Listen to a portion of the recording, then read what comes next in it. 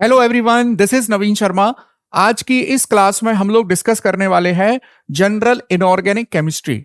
मैंने नीट के एस्पिरेंट्स की परफॉर्मेंस को एनहेंस करने के लिए ये एक डिटेल्ड रिवीजन सीरीज स्टार्ट की है और इस सीरीज में हम लोग सबसे पहले बात करेंगे जनरल इनऑर्गेनिक केमिस्ट्री और उसके पहला चैप्टर है periodic table and their periodicity in properties. तो without wasting any more time, let's start our first topic. This is the modern periodic table. हम लोग जानते हैं बेटा कि historical developments of periodic table पर क्वेश्चंस आजकल नहीं आते हैं, तो हमने सीधे यहां पर लिया है long form of periodic table, या हम लोग इसको कहते हैं बेटा मॉडर्न पीरियोडिक टेबल।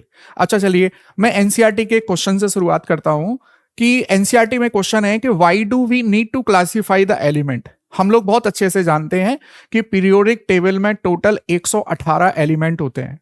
अब 118 एलिमेंट को अगर हम लोग रैंडमली पढ़ना स्टार्ट कर दें, कभी बीच में से पढ़ें, कभी साइड से पढ़ें, कभी टॉप से पढ़ें, कभी बॉटम से पढ़ें, कभी मिडिल से पढ़ें, तो बड़े ही केओस कंडीशन हो जाएगी। इसीलिए for better and convenient study we need to classify the element. तो पहले क्वेश्चन का आंसर हमको एनसीईआरटी की पहली लाइन में मिल जाता है कि हमें एलिमेंट को क्लासिफाई करने की जरूरत क्यों पड़ती है। For better and convenient study we need to classify the elements. ठीक है, अब देखिए ये मैंने लेआउट पीरियोडिक टेबल का आपके सामने रखा है। आप लोग सब जानते हैं इसके बारे में, तो बहुत जो फाइन इंफॉर्मेशन है वो हम लोग यहां से निकालने की कोशिश करेंगे। देखिए इस पीरियोडिक टेबल में टोटल हमारे पास 18th ग्रुप हैं। ग्रुप क्या होते हैं? Vertical columns. ठीक है, और टोटल 7 हॉरिजॉन्टल रोज हैं जिन्हें हम पीरियड्स कहते हैं।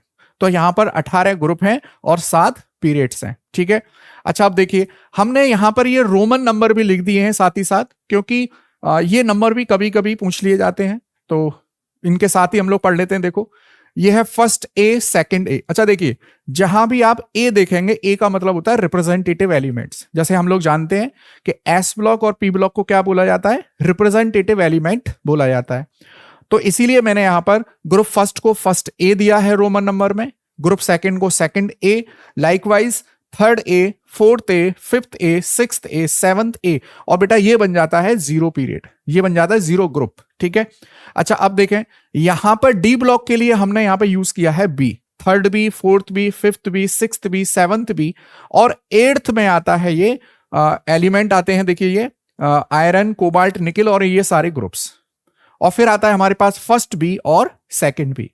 अगर मैं पीरियोडिक टेबल के ब्लॉक्स की बात करूं तो टोटल 4 ब्लॉक्स हैं। This is S block, this is P block, D block and F block. ठीक है, एक एक करके हम लोग सारी इसकी इंपॉर्टेंट कैरेक्टरिस्टिक्स पढ़ने वाले हैं। चलिए तो अगर अब मैं आपके सामने यहां पर एस ब्लॉक एलिमेंट की बात करूं तो इनको एस ब्लॉक क्यों बोला गया? देखिए आप लोगों ने स्ट्रक्चर ऑफ एटम वाला चैप्टर पढ़ा है 11th क्लास में, वहां पर क्वांटम नंबर्स पढ़े हैं, इलेक्ट्रॉनिक कॉन्फ़िगरेशन पढ़ा है। यहां भी मैं आपको थोड़ी थोड़ी सी हिंट इसके बारे में दूंगा। ठीक है बेटा, यहां एस ब्लॉक की जो लास्ट इलेक्ट्रॉन होता है वो एस ऑर्बिटल में एंटर करता है, इसीलिए इसको क्या बोला गया? एस ब्लॉक एलिमेंट बोला गया। ठीक, ऐसे ही यहां पर लास्ट इलेक्ट्रॉन पी ऑर्बिटल में एंटर करता है, इसीलिए इनको बोला गया पी ब्लॉक एलिमेंट। यहां पर लास्ट इलेक्ट्रॉन एंटर करता है डी ऑर्बिटल्स में, और यहां एंटर करता है एफ ब्लॉक, एफ ऑर्बिटल में, इसीलिए इसको बोला गया है एफ ब्लॉक एलिमेंट्स। तो इस वाले क्वेश्चन का आंसर आपको मिला कि एसपीडीएफ 4 ब्लॉक्स क्यों हो गए हमारे। चलिए अच्छा, अब अगर आप इसकी लोकेशन देखो तो डी ब्लॉक एस और पी के बीच में आ रहा है, इसीलिए डी ब्लॉक को हम क्या बोल देते हैं? ट्रांजिशन एलिमेंट भी बोल देते हैं, ट्रांजिशन एलिमेंट्स भी बोल देते हैं। और आगे चल के जब हम लोग डी ब्लॉक एफ ब्लॉक पढ़ेंगे डिटेल में, तो वहां मैं आपको बताऊंगा कि ट्रांजिशन एलिमेंट को टिपिकल और नॉन टिपिकल 2 कैटेगरी में फर्दर डिवाइड किया जाता है। अच्छा अब एक चीज देखें यहां पर, आप यहां पर लेंथेनम देखो, ये वाला जो 6th पीरियड है, आप देखिए यहां पर जरा गौर से, ये जो बेटा 6th पीरियड है, यहां पर एक एलिमेंट आ रहा है लेंथेनम जिसका एटॉमिक नंबर है 57, और यहां फिर लेंथेनम के जस्ट बाद आ रहा है हॉफनियम जिसका एटॉमिक नंबर है 72। तो बीच के 14 एलिमेंट्स कहां गए बेटा? बीच के 14 एलिमेंट्स ये रहे, आप देख सकते हैं यहां पर। देखो यहां पर लेंथेनम से लेकर यहां और ल्यूटेशियम तक नीचे हमने यहां पे लिखा है इनको। तो देखिए 6th पीरियड में 57 से लेकर 71, और ये इलेक्ट्रॉन एंटर करते हैं 4f में, और 4f में एक सीरीज स्टार्ट होती है जिसे कहते हैं लेंथेनॉइड्स। ऐसे ही 7th पीरियड में आप देख सकते हैं एक्टिनियम, और एक्टिनियम से 89 से लेकर 103 तक आप देख सकते हैं यहां पर लॉरेंसियम तक, ये होते हैं 5F सीरीज और इसको बोलते हैं एक्टिनोइड्स। तो कुल मिलाकर मैं आपके सामने क्या बोल सकता हूं कि डी ब्लॉक एलिमेंट्स को ट्रांजिशन एलिमेंट कहते हैं। डी ब्लॉक में जो 6th पीरियड है वहां पर लेंथेनॉइड्स पाए जाते हैं और 7th पीरियड में एक्टिनॉइड्स पाए जाते हैं। लेंथेनॉइड की सीरीज को 4F सीरीज कहते हैं और एक्टिनॉइड की सीरीज को 5F सीरीज कहते हैं। ठीक है, और इसकी फाइन इंफॉर्मेशन के लिए हम लोग अगली स्लाइड पर चलते हैं। देखिए, अब देखो, जब आप हम लोग ये मॉडर्न पीरियोडिक टेबल पढ़ रहे होते हैं तो यहां पर एक इंपॉर्टेंट इंफॉर्मेशन आती है कि ये मॉडर्न पीरियोडिक टेबल बेस्ड किस पर है, इसका ग्राउंड क्या है। तो देखो, आपको यहां पर क्लियर कर दूं कि मॉडर्न पीरियोडिक टेबल का जो बेस है बेटा वो है मॉडर्न पीरियोडिक लॉ। अब ये मॉडर्न पीरियोडिक लॉ क्या कहता है, देखिए, the properties of element, the properties of elements are periodic function, are periodic function of their atomic number, of their atomic number। अब इस वाले स्टेटमेंट का मतलब क्या है वो बता देता हूं। तो according to modern periodic law ये बोला गया है कि एलिमेंट्स का जो एटॉमिक नंबर है उसके अकॉर्डिंग उनकी फिजिकल और केमिकल प्रॉपर्टीज कन्वर्ट होती है, मॉडिफाई होती हैं। अच्छा, यहां पर एटॉमिक नंबर से सीधा सीधा मतलब है इलेक्ट्रॉनिक कॉन्फ़िगरेशन से। तो कुल मिलाकर ये जो मॉडर्न पीरियोडिक टेबल है या मॉडर्न पीरियोडिक लॉ है वो कहीं ना कहीं इलेक्ट्रॉनिक कॉन्फ़िगरेशन पर बेस्ड है। क्योंकि स्टार्टिंग में मैंने आपको बताया कि S block, P block, D block, F block क्यों बोल रहे हैं हम लोग, क्योंकि उनके इलेक्ट्रॉनिक कॉन्फ़िगरेशन में लास्ट इलेक्ट्रॉन एस में एंटर कर रहा है तो एस बोल दिया उसको, इस तरह से। अच्छा, एक साइंटिस्ट थे हमारे पास मोजले, उन्होंने एक एक्सपेरिमेंट किया। क्या एक्सपेरिमेंट किया, देखिए, कि एक्सरेज की फ्रीक्वेंसी और एटॉमिक नंबर के बीच में एक ग्राफ खींचा तो उन्होंने देखा कि एक स्ट्रेट लाइन मिल रही है। तो यहां से एक आइडिया उनको लग गया कि ये जो फ्रीक्वेंसी है इसका स्क्वायर रूट ये डायरेक्टली प्रोपोर्शनल है एटॉमिक नंबर के। कुल मिलाकर ये मॉडर्न पीरियोडिक लॉ को ही डिफाइन करते हैं कि properties of element are periodic function of their atomic number. यहां पर मैं बार बार आपको रिवाइज कर दूं, केवल मॉडर्न पीरियोडिक टेबल या long form of periodic table की बात करने वाले हैं। चलिए, इसमें और कोई इंफॉर्मेशन आगे मिलेगी मैं डिस्कस करूंगा। देखिए, अब आ जाइए, इसी पीरियोडिक टेबल से रिलेटेड कुछ और इंफॉर्मेशन निकालते हैं हम लोग। एक टर्म आता है बेटा यहां पर जिसे हम लोग कहते हैं डायगोनल रिलेशनशिप। अब ये डायगोनल रिलेशनशिप क्या होती है, देखिए, बहुत सारी चीजें आप लोग जानते हैं, हम क्या करने वाले हैं, सारी चीजों को एक जगह इकट्ठा करके पढ़ने वाले हैं। देखो, ये रहा मेरे पास सेकंड पीरियड। अब सेकंड पीरियड के एलिमेंट्स आपको पता ही है कौन कौन से हैं। देखिए, lithium, beryllium, boron, carbon, nitrogen, oxygen, sorry, और यहां कर दूं मैं फ्लोरीन। ठीक है, ऐसे यहां देखिए, यहां थर्ड पीरियड लिख देता हूं मैं। थर्ड पीरियड में क्या आने वाला है, देखो, this is sodium, magnesium, aluminium, this is silicon, phosphorus, sulphur और ये क्लोरीन। तो when we write second period और third period elements into horizontal rows, दो हॉरिजॉन्टल रो में अगर हम लोग इनको लिखते हैं तो क्या होता है कि डायगोनली अपोजिट जो एलिमेंट्स हैं, डायगोनली अपोजिट एलिमेंट्स, जैसे अब डायगोनली अपोजिट एलिमेंट्स कौन आ रहे हैं, देखो, लिथियम के डायगोनली अपोजिट आ रहा है मैग्नीशियम। देख पा रहे हैं आप लोग। तो लिथियम और मैग्नीशियम एक दूसरे के साथ डायगोनल रिलेशनशिप एग्जिबिट करेंगे। ऐसे ही बोरॉन और एल्युमिनियम डायगोनली अपोजिट प्लेस्ड हैं, बोरॉन और एल्युमिनियम। लाइकवाइज बोरॉन और यहां पर सिलिकॉन। तो ये तीन एलिमेंट डायगोनल रिलेशनशिप शो करते हैं। अब ये डायगोनल रिलेशनशिप शो क्यों करते हैं, इसके पीछे का कारण क्या है वो समझ लीजिए आप। देखो, ये है बेटा group first, this is group first, this is beryllium, and this is group second. देख पा रहे हैं आप। अच्छा, अभी आप अगर किसी ग्रुप में टॉप से बॉटम पर जाते हो, ऊपर से नीचे जाते हो, देखो, तो एटॉमिक साइज बढ़ रहा है, और अगर आप लेफ्ट टू राइट जाते हो तो एटॉमिक साइज घट रहा है। तो कुल मिलाकर लिथियम और मैग्नीशियम का साइज ऑलमोस्ट क्या हो गया, सेम हो गया। तो इसीलिए डायगोनल रिलेशनशिप का जो कारण आता है, जो कॉज आता है, वो आता है due to similar atomic size they exhibit same type of properties. ठीक है, ये याद रखेंगे आपको। Due to similar atomic size they exhibit diagonal relationship. कौन कौन शो कर रहा है देखिए, लिथियम कर रहा है मैग्नीशियम के साथ में, लिथियम और मैग्नीशियम, ठीक है, बेरिलियम और एल्युमिनियम, बोरॉन और सिलिकॉन। तो बेटा ये तीन पेयर हैं जो आपस में डायगोनल रिलेशनशिप शो करते हैं। चलिए और देखें बेटा, यहां पे थर्ड पीरियड एलिमेंट्स को बोला जाता है टिपिकल एलिमेंट्स। अब देख लीजिए जरा, थर्ड पीरियड एलिमेंट्स पर आते हैं हम लोग। जरा देखो, ये है थर्ड पीरियड एलिमेंट। देखो जरा, यहां से लेकर sodium, magnesium, aluminium, silicon, phosphorus, sulphur, chlorine तक रखिए। आर्गन तो नोबल गैस है बेटा, इनको बोला गया है टिपिकल एलिमेंट्स। अब टिपिकल एलिमेंट्स क्यों बोला गया है इनको? क्योंकि इनकी जो प्रॉपर्टीज हैं वो लगभग बाकी के सभी ग्रुप के जो एलिमेंट है उनकी प्रॉपर्टीज की एनालोगस है, मतलब सिमिलर वही प्रॉपर्टी ये बार बार शो करते हैं। तो इसीलिए पीरियड थर्ड एलिमेंट को क्या बोला गया है? इनको टिपिकल एलिमेंट्स बोला गया है। ठीक है, चलिए तो आगे की प्रॉपर्टी की मैं अगर बात करूं, देखो आगे कुछ इंपोर्टेंट पॉइंट्स हम लोग बेटा यहां बात कर रहे थे थर्ड पीरियड एलिमेंट्स की।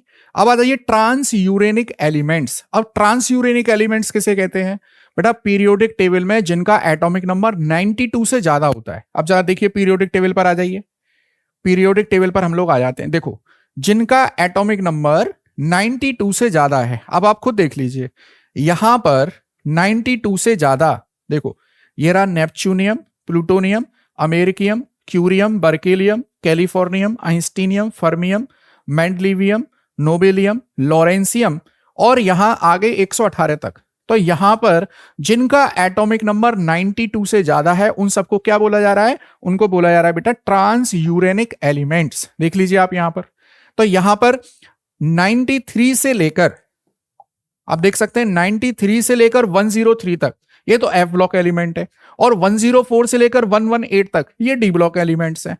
तो जिनका एटॉमिक नंबर 92 से ज्यादा है, मतलब नेपच्यूनियम से लेकर और 118वें एलिमेंट तक सबको क्या बोला गया है? ट्रांस यूरेनिक एलिमेंट्स बोला गया है। अब देखिए, अगर हम लोग फर्स्ट मैन मेड एलिमेंट की बात करें, मैन मेड एलिमेंट्स क्या होता है? देखिए हमारी नेचर में, अर्थ क्रस्ट में, एटमॉस्फेयर में बहुत सारे एलिमेंट पाए गए हैं, उनकी डिस्कवरी की गई है।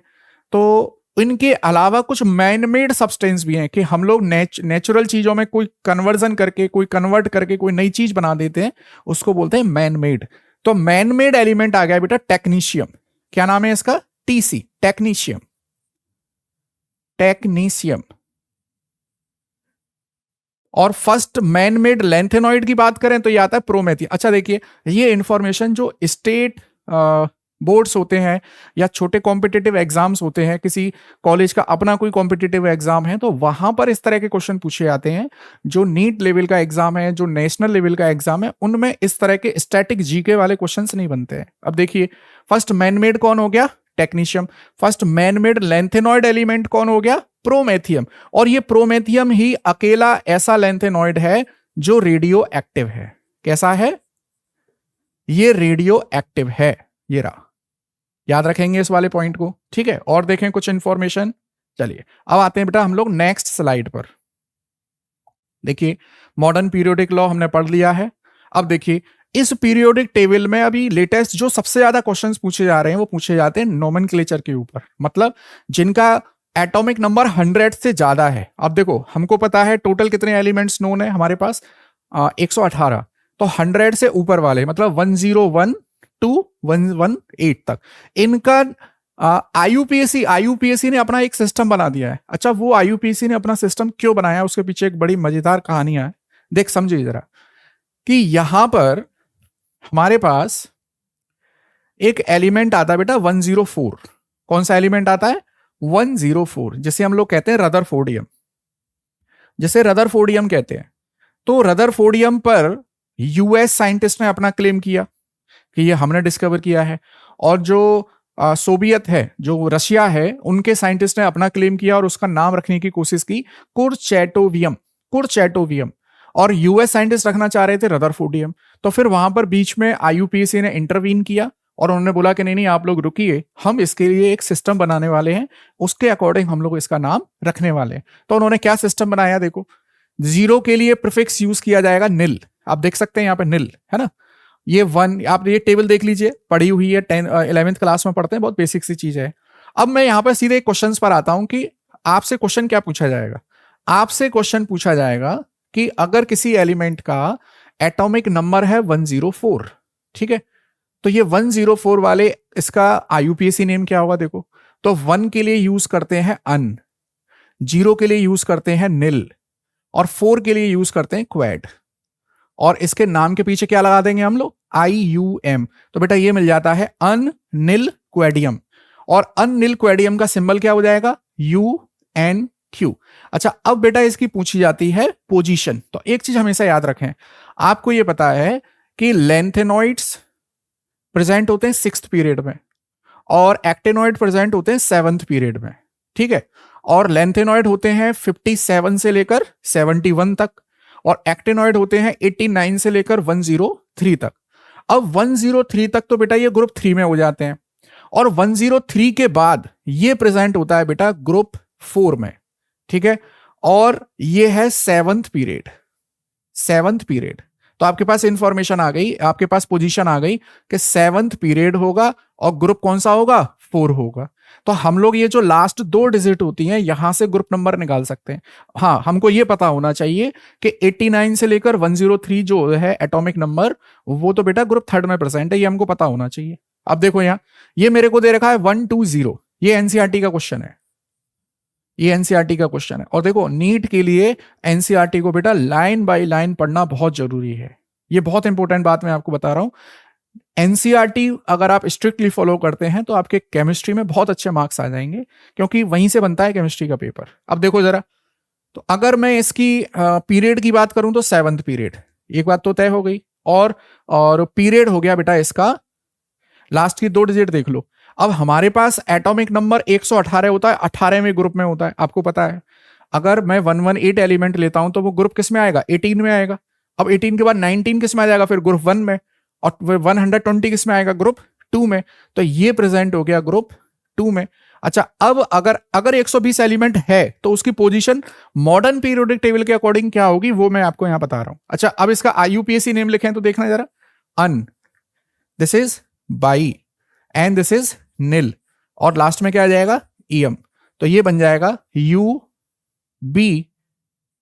देखो, अन बाई निलियम, UBN, ये इसका क्या बन गया, ये इसका आईयूपीएसी नोमेनक्लेचर हम लोगों ने यहां पर कर दिया। चलो नेक्स्ट, ऐसा ही एक क्वेश्चन जो नीट में बन सकता है। देखिए, एक एलिमेंट जो अभी रिसेंटली डिस्कवर्ड हुआ है और इसको रखा गया है 7th पीरियड में और 10th ग्रुप में। अब आप खुद देखिए, 7th पीरियड में है, ठीक है, और 10th पीरियड में है। अब एक चीज आप तो ये जान लीजिए, देखो ग्रुप है 10, क्योंकि ये आपको दे रखा है ग्रुप 10 है, और पीरियड है 7, पीरियड है 7, तो लास्ट में तो आने वाला है 10, और 100 से ऊपर होगा, क्योंकि भैया एक्टिनोड 89 से 103 तक प्रेजेंट है। उसके बाद में देखो एक 1 लगा दूंगा यहां, इसका मतलब इसका एटॉमिक नंबर आ रहा है बेटा 1110, और 1110 आ रहा है इसका आईयूपीएसी नेम। अगर मैं लिखूं देखो, अन एंड दिस इज निलियम। अब यहां से सिंबल निकाल दीजिए आप, UUN। आप देख लीजिए, अन निलियम। देखें जरा यहां 1, देखिए 1 के लिए अन आ गया, 1 के लिए अन आ गया, और 0 के लिए निल आ गया, तो अन निलियम। क्या हमको यहां पर कोई मिल रहा है, नहीं, ये तो नहीं हो सकता। देख लीजिए, 7th पीरियड है और 10th ग्रुप है, ठीक है। फिर देखें UNN, ये भी नहीं है, UUB, ये भी नहीं है, तो नन हो गया इसका करेक्ट ऑप्शन क्या हो गया, नन हो गया, ठीक है। नेक्स्ट आ जाइए, अब हम लोग बात करते हैं पीरियोडिक टेबल में पीरियोडिसिटी की, कि पीरियोडिसिटी क्या होती है। देखो, पीरियोडिसिटी का मतलब होता है एक रेगुलर या डेफिनेट टाइम इंटरवल के बाद एक सेम टाइप की चीज का रिपीट होना। जैसे आप लोग किसी नेशनल हाईवे पर जाइए, तो after each mile you will find A milestone, तो ये एक पीरियोडिसिटी है, ये एक पीरियोडिक प्रॉपर्टी है। ऐसे ही पीरियोडिक टेबल में अगर आप एक डेफिनेट टाइम इंटरवल ट्रेवल करते हो, एक डेफिनेट इंटरवल तय करते हो तो आप देखेंगे कि सेम प्रॉपर्टी के एलिमेंट बार बार रिपीट हो रहे हैं या सेम प्रॉपर्टी बार बार रिपीट हो रही है। तो this is simply known as periodicity, the repetition. देखो मैंने यहां पे लिख रखी है डेफिनेशन, आप लोग ध्यान से देखें, इसकी डेफिनेशन मैंने यहां लिख रखी है, देखें। देखो, regular gradation in property from top to bottom in a group, ठीक है, and from left to right in a period. मतलब पीरियोडिक टेबल में अगर आप ग्रुप में टॉप से बॉटम जाते हैं या पीरियड में लेफ्ट से राइट जाते हैं तो प्रॉपर्टीज में रेगुलर ग्रेडेशन हो रहा है, रेगुलर प्रॉपर्टीज अपडेट हो रही हैं और एक टाइम इंटरवल के बाद सेम प्रॉपर्टी रिपीट हो रही है। This is known as periodicity. और अब एक क्वेश्चन अराइज होता है कि what is the reason of this periodicity. तो मैं आपको एक पॉइंट बता दूं, देखिए हमारी मॉडर्न पीरियोडिक टेबल बेस्ड है किस पर? इलेक्ट्रॉनिक कॉन्फ़िगरेशन पे, या मैं ऐसे बताऊं, देखो मॉडर्न पीरियोडिक लॉ पर है, मॉडर्न पीरियोडिक लॉ पर बेस्ड है। मॉडर्न पीरियोडिक लॉ बेस्ड है इलेक्ट्रॉनिक कॉन्फ़िगरेशन पर, या मैं बात करूं एटॉमिक नंबर पर, एटॉमिक नंबर पर। और एटॉमिक नंबर से हम लोग आते हैं इलेक्ट्रॉनिक कॉन्फ़िगरेशन पर। तो कुल मिलाकर अल्टीमेटली इलेक्ट्रॉनिक कॉन्फ़िगरेशन से वो पीरियोडिसिटी का जो कारण है वो हमारे समझ में आता है, क्योंकि एक रेगुलर टाइम इंटरवल के बाद में एक सिमिलर टाइप का इलेक्ट्रॉनिक कॉन्फ़िगरेशन रिपीट होता है और यही कारण है कि ग्रुप में आने वाले सभी एलिमेंट की प्रॉपर्टी ऑलमोस्ट सिमिलर होती है। जैसे ग्रुप 1 में लिथियम, सोडियम, पोटेशियम, इन सबकी आउटर मोस्ट में एक एक इलेक्ट्रॉन आ रहा है, तो सबकी प्रॉपर्टी क्या है? लगभग एक जैसी है। तो electronic configuration is the major contributing factor behind the periodicity of property. ठीक है, आगे बढ़ते हैं। अब देखो, पीरियोडिक प्रॉपर्टीज को पढ़ने से पहले एक बहुत ही इंपॉर्टेंट टॉपिक आता है, इसे कहते हैं इफेक्टिव न्यूक्लियर चार्ज। तो इस इफेक्टिव न्यूक्लियर चार्ज को मैं आपको देखो कुछ ऐसे समझाता हूं। देखिए, हमारे पास मान लीजिए ये एक एटम है, ये एक एटम है, ठीक है। अब इस एटम का दिस इज द न्यूक्लियस, और बेटा न्यूक्लियस के पास होते हैं प्रोटॉन्स। न्यूक्लियस के पास क्या होते हैं? प्रोटॉन्स होते हैं। और आप लोग जानते हो प्रोटॉन पे कैसा चार्ज होता है? पॉजिटिव चार्ज होता है। और यहां प्रेजेंट होते हैं इलेक्ट्रॉन्स। देखो, यहां प्रेजेंट होते हैं इलेक्ट्रॉन्स। अब आप लोग ये जानते हो कि proton that is positive charge has attraction towards the negative charge, मतलब इलेक्ट्रॉन्स के ऊपर इसका अट्रैक्शन फोर्स होता है। तो ये जो न्यूक्लियस के प्रोटॉन्स हैं बेटा, ये इस वाले इलेक्ट्रॉन को भी अट्रैक्ट कर रहे हैं, इसको भी कर रहे हैं, सबके ऊपर अपना अट्रैक्शन दिखा रहे हैं। लेकिन वैलेंसी शेल के इलेक्ट्रॉन पर इनका अट्रैक्शन उतना नहीं पहुंच पा रहा है जितना first shell, second shell, third shell के इलेक्ट्रॉन पर पहुंच पा रहा है। मेरी बात को ध्यान से समझिए। जैसे क्लास में टीचर बेंच के पास जब खड़े होते हैं तो उनकी बेंच के जस्ट नीचे, उनके पास जो जस्ट बेंच बिछी हुई है उस पर जो बच्चे हैं उन पर उनका ज्यादा ध्यान होता है, नेक्स्ट बेंच पे थोड़ा कम, और बैक बेंचर पर बिल्कुल ध्यान नहीं होता है, क्योंकि वो उनकी रेंज से क्या है, थोड़ा सा बाहर है। ऐसे ही न्यूक्लियस का जो फोर्स ऑफ अट्रैक्शन है वो वैलेंसी शेल के इलेक्ट्रॉन पर अल्टीमेटली कितना पहुंच पा रहा है, इफेक्टिवली कितना पहुंच पा रहा है, that is the effective nuclear charge. अब इस चीज को ऐसे समझिए कि इन इलेक्ट्रॉन पर अट्रैक्शन पहुंच रहा है, देखो ये पहुंच रहा है अट्रैक्शन, और इन्हीं इलेक्ट्रॉन्स पर एक रिपल्शन भी लग रहा है। देखना, ये बीच वाले इलेक्ट्रॉन क्या कॉज करेंगे? रिपल्शन कॉज करेंगे ना, क्योंकि नेगेटिव नेगेटिव के बीच में क्या होगा? रिपल्शन। तो देखो, ये जो इनर कोर के इलेक्ट्रॉन रिपल्शन लगाते हैं बेटा, इस रिपल्शन को बोलते हैं शील्डिंग इफेक्ट। क्या बोलते हैं इसको? शील्डिंग इफेक्ट या स्क्रीनिंग इफेक्ट। देखो, इसे बोलते हैं शील्डिंग इफेक्ट, शील्डिंग इफेक्ट, या इसको बोलते हैं स्क्रीनिंग इफेक्ट, स्क्रीनिंग इफेक्ट। और इस स्क्रीनिंग इफेक्ट को हम लोग निकालते हैं स्लेटर कांस्टेंट से, सिग्मा से। और बाहर वाले इलेक्ट्रॉन और न्यूक्लियस के बीच में है बेटा पेनिट्रेशन इफेक्ट। देखो, इसको मैं दूसरे कलर से यूज कर लेता हूं, इसको हम देखो, इसे बोलते हैं penetration effect. This is called penetration effect. अब यहां पर पेनिट्रेशन का मतलब फोर्स ऑफ अट्रैक्शन। अब कितना पेनिट्रेशन इफेक्ट लग रहा होगा भैया? जितने प्रोटॉन्स होंगे मतलब जेड। तो कुल मिलाकर ये जो वैलेंसी सेल के इलेक्ट्रॉन है इस पर इफेक्टिव कितना अट्रैक्शन पहुंच रहा है, तो उस इफेक्टिव अट्रैक्शन को बोला जाता है जेड इफेक्टिव। या मैं अगर इसकी फुल फॉर्म बताऊं तो इसका नाम होता है effective nuclear charge. Effective nuclear charge, Z effective का फुल नेम होता है इफेक्टिव न्यूक्लियर चार्ज। और इसको हम लोग कुछ ऐसे रिलेट कर सकते हैं, जेड माइनस सिग्मा। और यहां पर बेटा सिग्मा क्या है? सिग्मा होता है स्क्रीनिंग इफेक्ट, या इसको स्लेटर कांस्टेंट भी कहते हैं। अब इसको निकालते कैसे? अभी हम लोग एक दो कैलकुलेशन करें, हालांकि ये निकालना आपके यहां पर नहीं आता है। आपके यहां पर तो सिंपल ये आएगा कि जेड इफेक्टिव बढ़ रहा है या घट रहा है, इस तरह का क्वेश्चन बनता है। ठीक है, अब देखो जरा, हमारे पास स्क्रीनिंग इफेक्ट को समझने के लिए एक साइंटिस्ट आए थे स्लेटर, उन्होंने अपना एक कांस्टेंट दिया था सिग्मा, है ना, ये वाली बात हो रही है।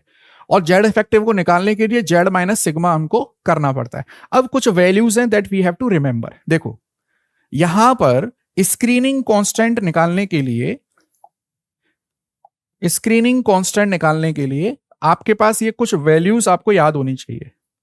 अगर किसी एटम के पास केवल सिंगल इलेक्ट्रॉन है, केवल मतलब एक इलेक्ट्रॉन वैलेंसी सेल में है और एक इलेक्ट्रॉन और है, अब बहुत ध्यान से सुनिए एक बात को, अगर किसी एटम और स्पीसीज में केवल सिंगल इलेक्ट्रॉन है, वहां पर कोई शील्डिंग इफेक्ट नहीं होगा, स्क्रीनिंग इफेक्ट नहीं होगा। अब ऐसे समझिए कि क्लास में केवल एक ही बच्चा बैठा हुआ है, तो उस बच्चे पर पूरा अट्रैक्शन जाएगा टीचर का। अगर एक और बच्चा बैठा हुआ है तभी तो वो अट्रैक्शन डिवाइड होगा। ऐसे ही अगर किसी एटम में केवल एक ही इलेक्ट्रॉन है तो वहां पर कोई स्क्रीनिंग इफेक्ट नहीं होगा। जैसे हाइड्रोजन के पास एक ही इलेक्ट्रॉन है, तो इसका पूरा पूरा अट्रैक्शन जो प्रोटॉन का है वो उसी इलेक्ट्रॉन पर जाएगा। ठीक है, अब अगर एक इलेक्ट्रॉन के अलावा एक और प्रेजेंट है, ठीक है, मतलब स्क्रीनिंग इफेक्ट शो करने के लिए कम से कम दो इलेक्ट्रॉन होने चाहिए उस एटम के पास। अगर केवल एक इलेक्ट्रॉन है, जैसे हाइड्रोजन हो गया या हीलियम प्लस हो गया, लिथियम +2 हो गया, इनके पास तो एक एक इलेक्ट्रॉन आ रहे हैं, तो यहां पे कोई स्क्रीनिंग इफेक्ट काम नहीं करेगा। अगर आपके पास एक इलेक्ट्रॉन है तो बेटा यहां पर स्क्रीनिंग इफेक्ट या स्क्रीनिंग कांस्टेंट की वैल्यू आती है 0.30। जैसे मैं बात कर लूं हीलियम की, जैसे अगर मैं हीलियम की बात करूं, देखो जरा हीलियम का एटॉमिक नंबर कितना है? 2, देखो जरा। और मैं इसको ऐसे लिख सकता हूं, एक इलेक्ट्रॉन, ये दूसरा इलेक्ट्रॉन, ऐसे देख लो। तो इस वाले इलेक्ट्रॉन पर जो अट्रैक्शन पहुंचेगा वो है जेड, और इसमें से स्क्रीनिंग इफेक्ट माइनस कर दो सिग्मा, और ये सिग्मा की वैल्यू सिंगल इलेक्ट्रॉन के लिए कितनी है? 0.3। तो 2 माइनस 0.3 कितना हो जाएगा? 1.7। तो हीलियम के लिए इफेक्टिव न्यूक्लियर चार्ज कितना हो गया? 1.7 हो गया। अच्छा आप देखो, अगर आपके पास, जैसे मैंने यहां पे निकाल के दिखा रखा है आपको, देखो हीलियम के लिए, ठीक है, अगर आपके पास NS और NP में इलेक्ट्रॉन है तो ये सिग्मा की वैल्यूज मैंने यहां पर निकालकर आपके सामने रखी हुई है। आप चाहें तो इनकी प्रैक्टिस कर लीजिएगा। आपके यहां पर जेड इफेक्टिव निकालने के लिए नहीं आता है, जेड इफेक्टिव बढ़ रहा है घट रहा है इसके ऊपर क्वेश्चन आता है। तो ये स्लाइड है आपके सामने, आप चाहें तो इसका स्क्रीनशॉट ले सकते हैं और इन क्वेश्चन की प्रैक्टिस कर सकते हैं, कैसे निकालना है हमको, ठीक है, वो आपका काम है। चलिए अब मैं आपको केवल एक चीज ये बताने वाला हूं कि लेफ्ट से राइट जाने पर, पीरियड में, देखो पीरियड में लेफ्ट से राइट जाने पर आप देख सकते हैं, देखो यहां टेबल से देखो, लिथियम से बेरिलियम गए हम, देखो यहां पर जेड इफेक्टिव है 1.3, और 1.3 से जब मैं बेरिलियम पर आया तो बेटा कितना हो गया? 1.95, 2.86। तो पीरियड में लेफ्ट से राइट जाने पर जेड इफेक्टिव लगातार बढ़ता रहता है, और ग्रुप में ऊपर से नीचे जाने पर, अगर आप लिथियम है, लिथियम से नीचे जाएंगे सोडियम, तो ये जो जेड इफेक्टिव है लिथियम से बड़ा है सोडियम का, ऐसे मान लीजिए। लेकिन फिर उसके बाद ये कांस्टेंट है, फिर उसके बाद क्या है? ये कांस्टेंट है, मतलब ग्रुप में जेड इफेक्टिव में कोई चेंज नहीं होता। पीरियड में लेफ्ट से राइट जाने पर जेड इफेक्टिव की वैल्यू लगातार बढ़ती रहती है। ठीक है, अब देखो यहां पर मैं आपको इसी चीज को एक डिफरेंट तरीके से आपको बताता हूं, देखिएगा। जैसे मैंने ये लिखा lithium, this is beryllium, this is boron, carbon, nitrogen, oxygen, और ये रहा आपके पास फ्लोरीन। ठीक है, लिथियम का एटॉमिक नंबर है 3, this is 4, this is 5, 6, 7, this is 8 and this is 9। ठीक है, अगर मैं इसका देखो इलेक्ट्रॉनिक कॉन्फ़िगरेशन ऐसे लिखूंगा, this is 2, this is 1, this is 2, this is 2, this is 2, this is 3, this is 2, this is 4, this is 2, this is 5, this is 2, this is 6 and this is 2 and 7। अब हम लोग ये जानते हैं बेटा ये तो है वैलेंसी इलेक्ट्रॉन, ये तो न्यूक्लियस की ओर अट्रैक्शन शो करेंगे, और ये वाले जो इलेक्ट्रॉन है, ये इनर सेल वाले जो इलेक्ट्रॉन है, ये रिपल्शन शो करेंगे। अब आप खुद देखिए कि बाहर से अंदर की ओर पेनिट्रेट करने वाले कितने इलेक्ट्रॉन है? 2, और इसको रोकने वाले कितने हैं? 1। यहां पर बाहर है बेटा, देखो सॉरी, बाहर से अंदर की ओर जाने वाले हैं 1 इलेक्ट्रॉन और रोकने वाले हैं 2। यहां पर बराबर का मुकाबला हो गया। यहां पर 3 इलेक्ट्रॉन तो हैं अंदर की ओर पेनिट्रेट होने वाले, और रोकने वाले केवल कितने हैं? 2। तो कुल मिलाकर यहां पे पेनिट्रेशन लगातार क्या होता जा रहा है? पेनिट्रेशन लगातार बढ़ता जा रहा है। और हमने जेड इफेक्टिव की वैल्यू क्या लिखी थी अभी? देखो, जेड माइनस सिग्मा। जेड क्या था यहां पर? पेनिट्रेशन इफेक्ट, और सिग्मा क्या था? Shielding effect. तो कुल मिलाकर यहां पर पेनिट्रेशन की वैल्यू बढ़ती जा रही है। पेनिट्रेशन की वैल्यू बढ़ रही है तो जेड इफेक्टिव की वैल्यू क्या होगी? इंक्रीज होगी। इसका मतलब क्या है कि न्यूक्लियस का अट्रैक्शन वैलेंसी शेल की ओर क्या होगा? ज्यादा होगा। तो वो वैलेंसी शेल के इलेक्ट्रॉन को अपनी तरफ क्या करेगा? पुल करेगा। तो इसका मतलब ये हुआ कि जेड इफेक्टिव और एटॉमिक साइज एक्चुअली में इनवर्सली रिलेटेड हो गए। जेड इफेक्टिव ज्यादा होगा तो एटॉमिक साइज छोटा होगा। क्या मेरी बात समझ में आई? अच्छा, अगर मैं यही बात ग्रुप में करता हूं, जैसे this is lithium 2 1, this is sodium, देखो 2 8 1, यहां पर जेड इफेक्टिव में कोई चेंज नहीं है, but number of shell increase हो रही है डायरेक्टली, तो वहां पर इसीलिए एटॉमिक साइज बढ़ता है। तो मैं आपको अब एकदम कट टू कट एक बात बताता हूं। पीरियड में हमेशा जेड इफेक्टिव अपना रोल प्ले करता है, और ग्रुप्स में नंबर ऑफ शेल जो बढ़ रही हैं वो अपना रोल प्ले करती हैं। ठीक है, आगे बढ़ते हैं हम लोग। अब देखो ये question, screening effect is not observed. अब आप खुद देख लीजिए, स्क्रीनिंग इफेक्ट किसमें नहीं होगा? जहां पर केवल ले देकर 1 इलेक्ट्रॉन होगा। अब देखना जरा, हीलियम का एटॉमिक नंबर कितना है? 2, इसके पास इलेक्ट्रॉन कितने हैं? 1। हाइड्रोजन का एटॉमिक नंबर कितना है? 1, इलेक्ट्रॉन कितने हैं? 1। लिथियम का एटॉमिक नंबर कितना है? 3, इलेक्ट्रॉन कितने हैं इसके पास? 1। तो सबके पास एक एक इलेक्ट्रॉन आ रहा है। इसका मतलब इनमें से किसी में भी स्क्रीनिंग इफेक्ट ऑब्जर्व नहीं होगा। स्क्रीनिंग इफेक्ट होने के लिए कम से कम 2 इलेक्ट्रॉन होने चाहिए। बात आई क्या समझ में? ठीक है, चलो, तो यहां पर इसका आंसर क्या हो जाएगा? डी हो जाएगा। ठीक, आगे बढ़ते हैं। स्क्रीनिंग इफेक्ट, इस पर और क्या क्वेश्चन आता है देखो जरा। Which statement is false? अच्छा, ये सारे क्वेश्चन प्रीवियस ईयर या बहुत इंपॉर्टेंट क्वेश्चन है जो मैंने बहुत स्टडी करके इधर उधर से निकाले हैं। तो अगर आप सिंसियर स्टूडेंट हैं तो इन क्वेश्चंस की प्रैक्टिस जरूर करें, आपको बहुत बेनिफिट होने वाला है। देखो, screening effect increases down the group. Down the group screening effect increase हो रहा है ना।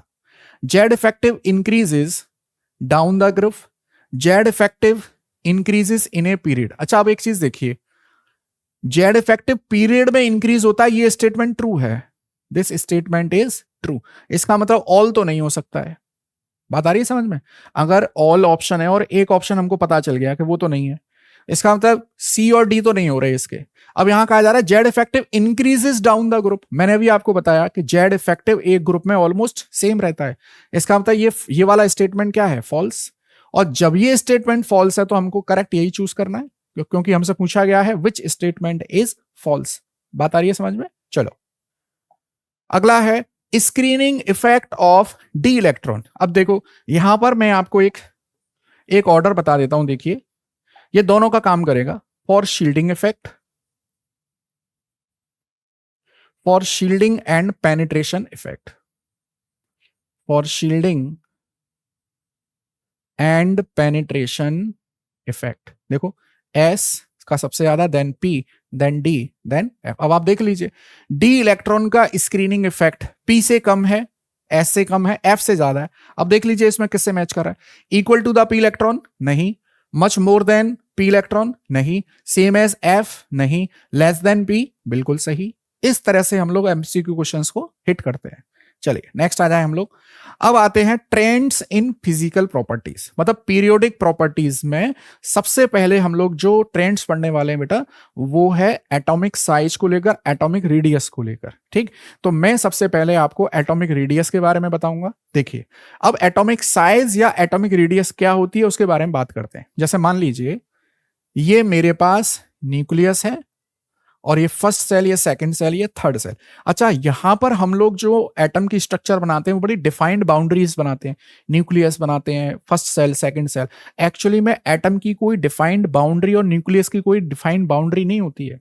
इसीलिए एक आइसोलेटेड एटम का एटॉमिक रेडियस पता करना एक बहुत मुश्किल टास्क है। लेकिन पहले मैं डेफिनेशन जो है वो लिखी हुई है उसको बताता हूं। देखिए, तो सेंटर ऑफ न्यूक्लियस, ये न्यूक्लियस है देखो मेरे पास, इस न्यूक्लियस के सेंटर, ये न्यूक्लियस का सेंटर है, ठीक है। और इस न्यूक्लियस का जो सेंटर है, ये इसके सेंटर से आउटर मोस्ट सेल के बीच की जो डिस्टेंस है, उसे कहते हैं एटॉमिक रेडियस। और ये जो एटॉमिक रेडियस है, जैसे मैंने बताया, it is very difficult to measure, क्योंकि एक तो एटम की डिफाइंड बाउंड्री नहीं होती है और ना ही न्यूक्लियस की डिफाइंड बाउंड्री होती है, तो it is very difficult to determine. और इसको हम लोग जो मेजर करते हैं, डिटरमाइन करते हैं, वो है एक बड़ी highly sophisticated technique. This is X-ray diffraction technique. X-ray diffraction technique, ये आती है एक्सरे डिफ्रैक्शन टेक्निक, ठीक है। अब देखो, और ये वाली चीज तो बड़ी डिफिकल्ट है मेजर करना, तो इसके लिए एक हमारे पास एक दूसरा वर्जन आया डेफिनेशन का। वहां पर हम लोग क्या करते हैं कि एटम को आइसोलेटेड स्टेट में नहीं ले रहे। एटम को आइसोलेटेड स्टेट में तो यहां लिया है हमने। हमने क्या करना है कि एटम की जो कंबाइंड फॉर्म है, जैसे ये मेरे पास दो एटम है कंबाइंड, देखो ये इसका न्यूक्लियस है और ये दूसरा एटम है, ये इसका न्यूक्लियस है। इनके न्यूक्लियस के बीच की डिस्टेंस, इस बीच की डिस्टेंस को बेटा हम लोग बोल देते हैं बॉन्ड लेंथ, और इसका आधा कर दीजिए तो ये मिल जाती है आपको रेडियस। तो इसका मतलब रेडियस की हम डेफिनेशन क्या लिख सकते हैं, देखो जरा, half of the internuclear distance. अब देखिए जरा, this is half of the internuclear distance between two combining atoms in A molecule.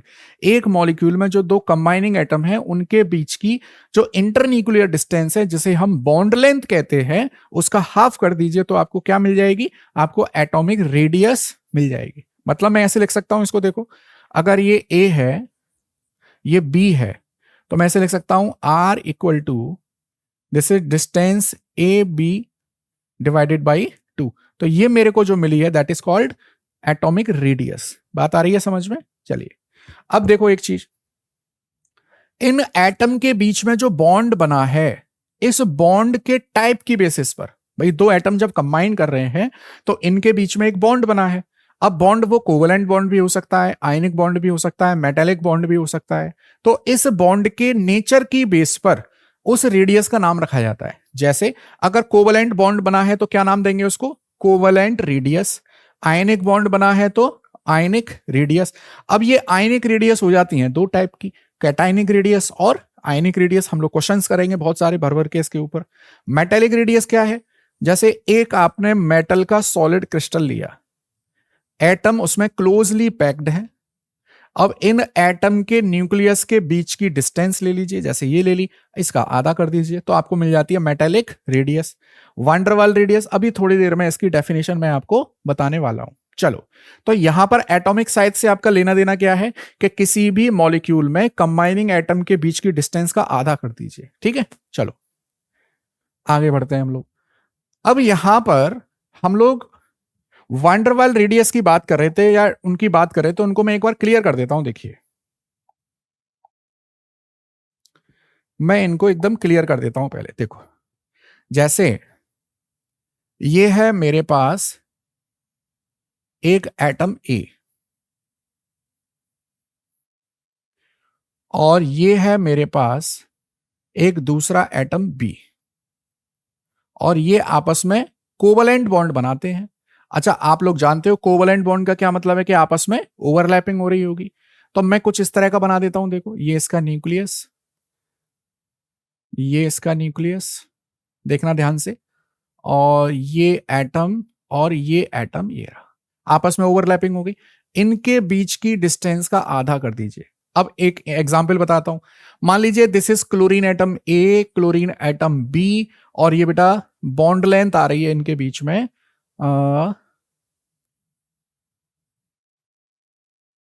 इनके बॉन्ड लेंथ आती है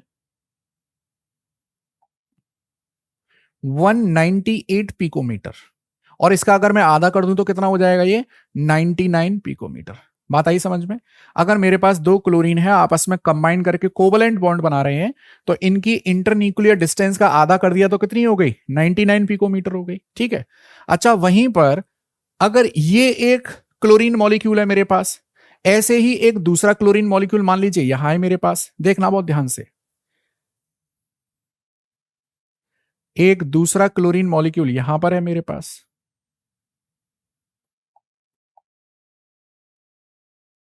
देखिए। अब ये वाला जो क्लोरीन मॉलिक्यूल है, दिस इज क्लोरीन मॉलिक्यूल, मैं ऐसे कर देता हूं क्लोरीन C&D। ये क्लोरीन AB मॉलिक्यूल हो गया, ये क्लोरीन CD मॉलिक्यूल हो गया। अब क्लोरीन AB मॉलिक्यूल का क्लोरीन CD मॉलिक्यूल के साथ में कोई इंटरेक्शन, कोई ओवरलैपिंग नहीं है, तो इनके बीच की डिस्टेंस देखना, इनके बीच की डिस्टेंस और इसका आधा कर दीजिए आप, इनके बीच की डिस्टेंस आती है निकलकर, दिस इज इसका ये डिस्टेंस आती है 198 picometre exact, I am not sure but 198 picometre आती है, 198 पिकोमीटर। तो इस वाली रेडियस को कहा जाता है वांडरवाल रेडियस। अब आप एक चीज समझ रहे हैं, देखना, मतलब किसी भी मॉलिक्यूल में कंबाइनिंग एटम के बीच की डिस्टेंस का आधा, this is called covalent radius. अब देखना ध्यान से, अब यहां पर दो एटम है but these are not combining molecules या these are not combining atoms, यहां पे अलग, ये एक क्लोरीन एटम अलग मॉलिक्यूल का है और ये अलग मॉलिक्यूल का है, इनके बीच की डिस्टेंस और उसका आधा कर दीजिए तो जो आपको रेडियस मिलती है वो क्या होती है, वांडरवाल रेडियस होती है। अब मैं आपको यहां पर एक बहुत इंपॉर्टेंट नीट के अकॉर्डिंग एक क्वेश्चन बता रहा हूं, order of radius, order of radius. तो सबसे बड़ी रेडियस होती है बेटा वांडरवाल रेडियस, आप देख पा रहे हैं यहां पर वांडरवाल रेडियस सबसे बड़ी है। उसके बाद आती है मेटेलिक रेडियस, मेटेलिक रेडियस, और सबसे छोटी आती है covalent radius, this is covalent radius. याद रखिएगा, वांडरवाल रेडियस सबसे बड़ी लार्जेस्ट रेडियस है, देन मेटेलिक रेडियस और देन कोवलेंट रेडियस। ठीक है, ये ऑर्डर याद रखेंगे आप लोग। नेक्स्ट आते हैं, देखो अब हम लोग एटॉमिक साइज का वेरिएशन देखते हैं ग्रुप्स में और पीरियड्स में। देखना, अब किसी भी ग्रुप में, जैसे मेरे पास ग्रुप नंबर 1 है, ये ग्रुप नंबर 2 है, अगर आप टॉप से बॉटम जाते हो, this is top and this is bottom, बहुत ध्यान से देखिएगा, ये मेरे पास है पीरियड 1, ये मेरे पास है पीरियड 2। आप देख रहे हैं नंबर ऑफ शेल लगातार इंक्रीज होते जा रहे हैं। अब नंबर ऑफ शेल इंक्रीज हो रहे हैं, इसका मतलब एटॉमिक साइज इंक्रीज हो रहा है। तो किसी भी ग्रुप में from top to bottom atomic size increases, atomic size increases, atomic size increase हो रहा है। अच्छा, पीछे का कारण कोई बताना चाहे मुझको? Yes, due to increase in number of shell, due to increase in number of shell, इस वजह से एटॉमिक साइज लगातार बढ़ता जाता है। अच्छा, अब इसमें एक छोटा सा एक्सेप्शन आता है, वो भी साथ के साथ पढ़ेंगे हम लोग, क्योंकि हम लोग जानते हैं जहां एक्सेप्शन होगा वहां क्वेश्चन जरूर बनेगा। देखो, ये आता है बेटा ग्रुप 3 और ये आता है ग्रुप 4। बहुत ध्यान से देखिएगा, ग्रुप 3 में आप टॉप से बॉटम जाइए, atomic size increases, atomic size increases, atomic size increases, ये लो, एटॉमिक साइज इंक्रीज होता है।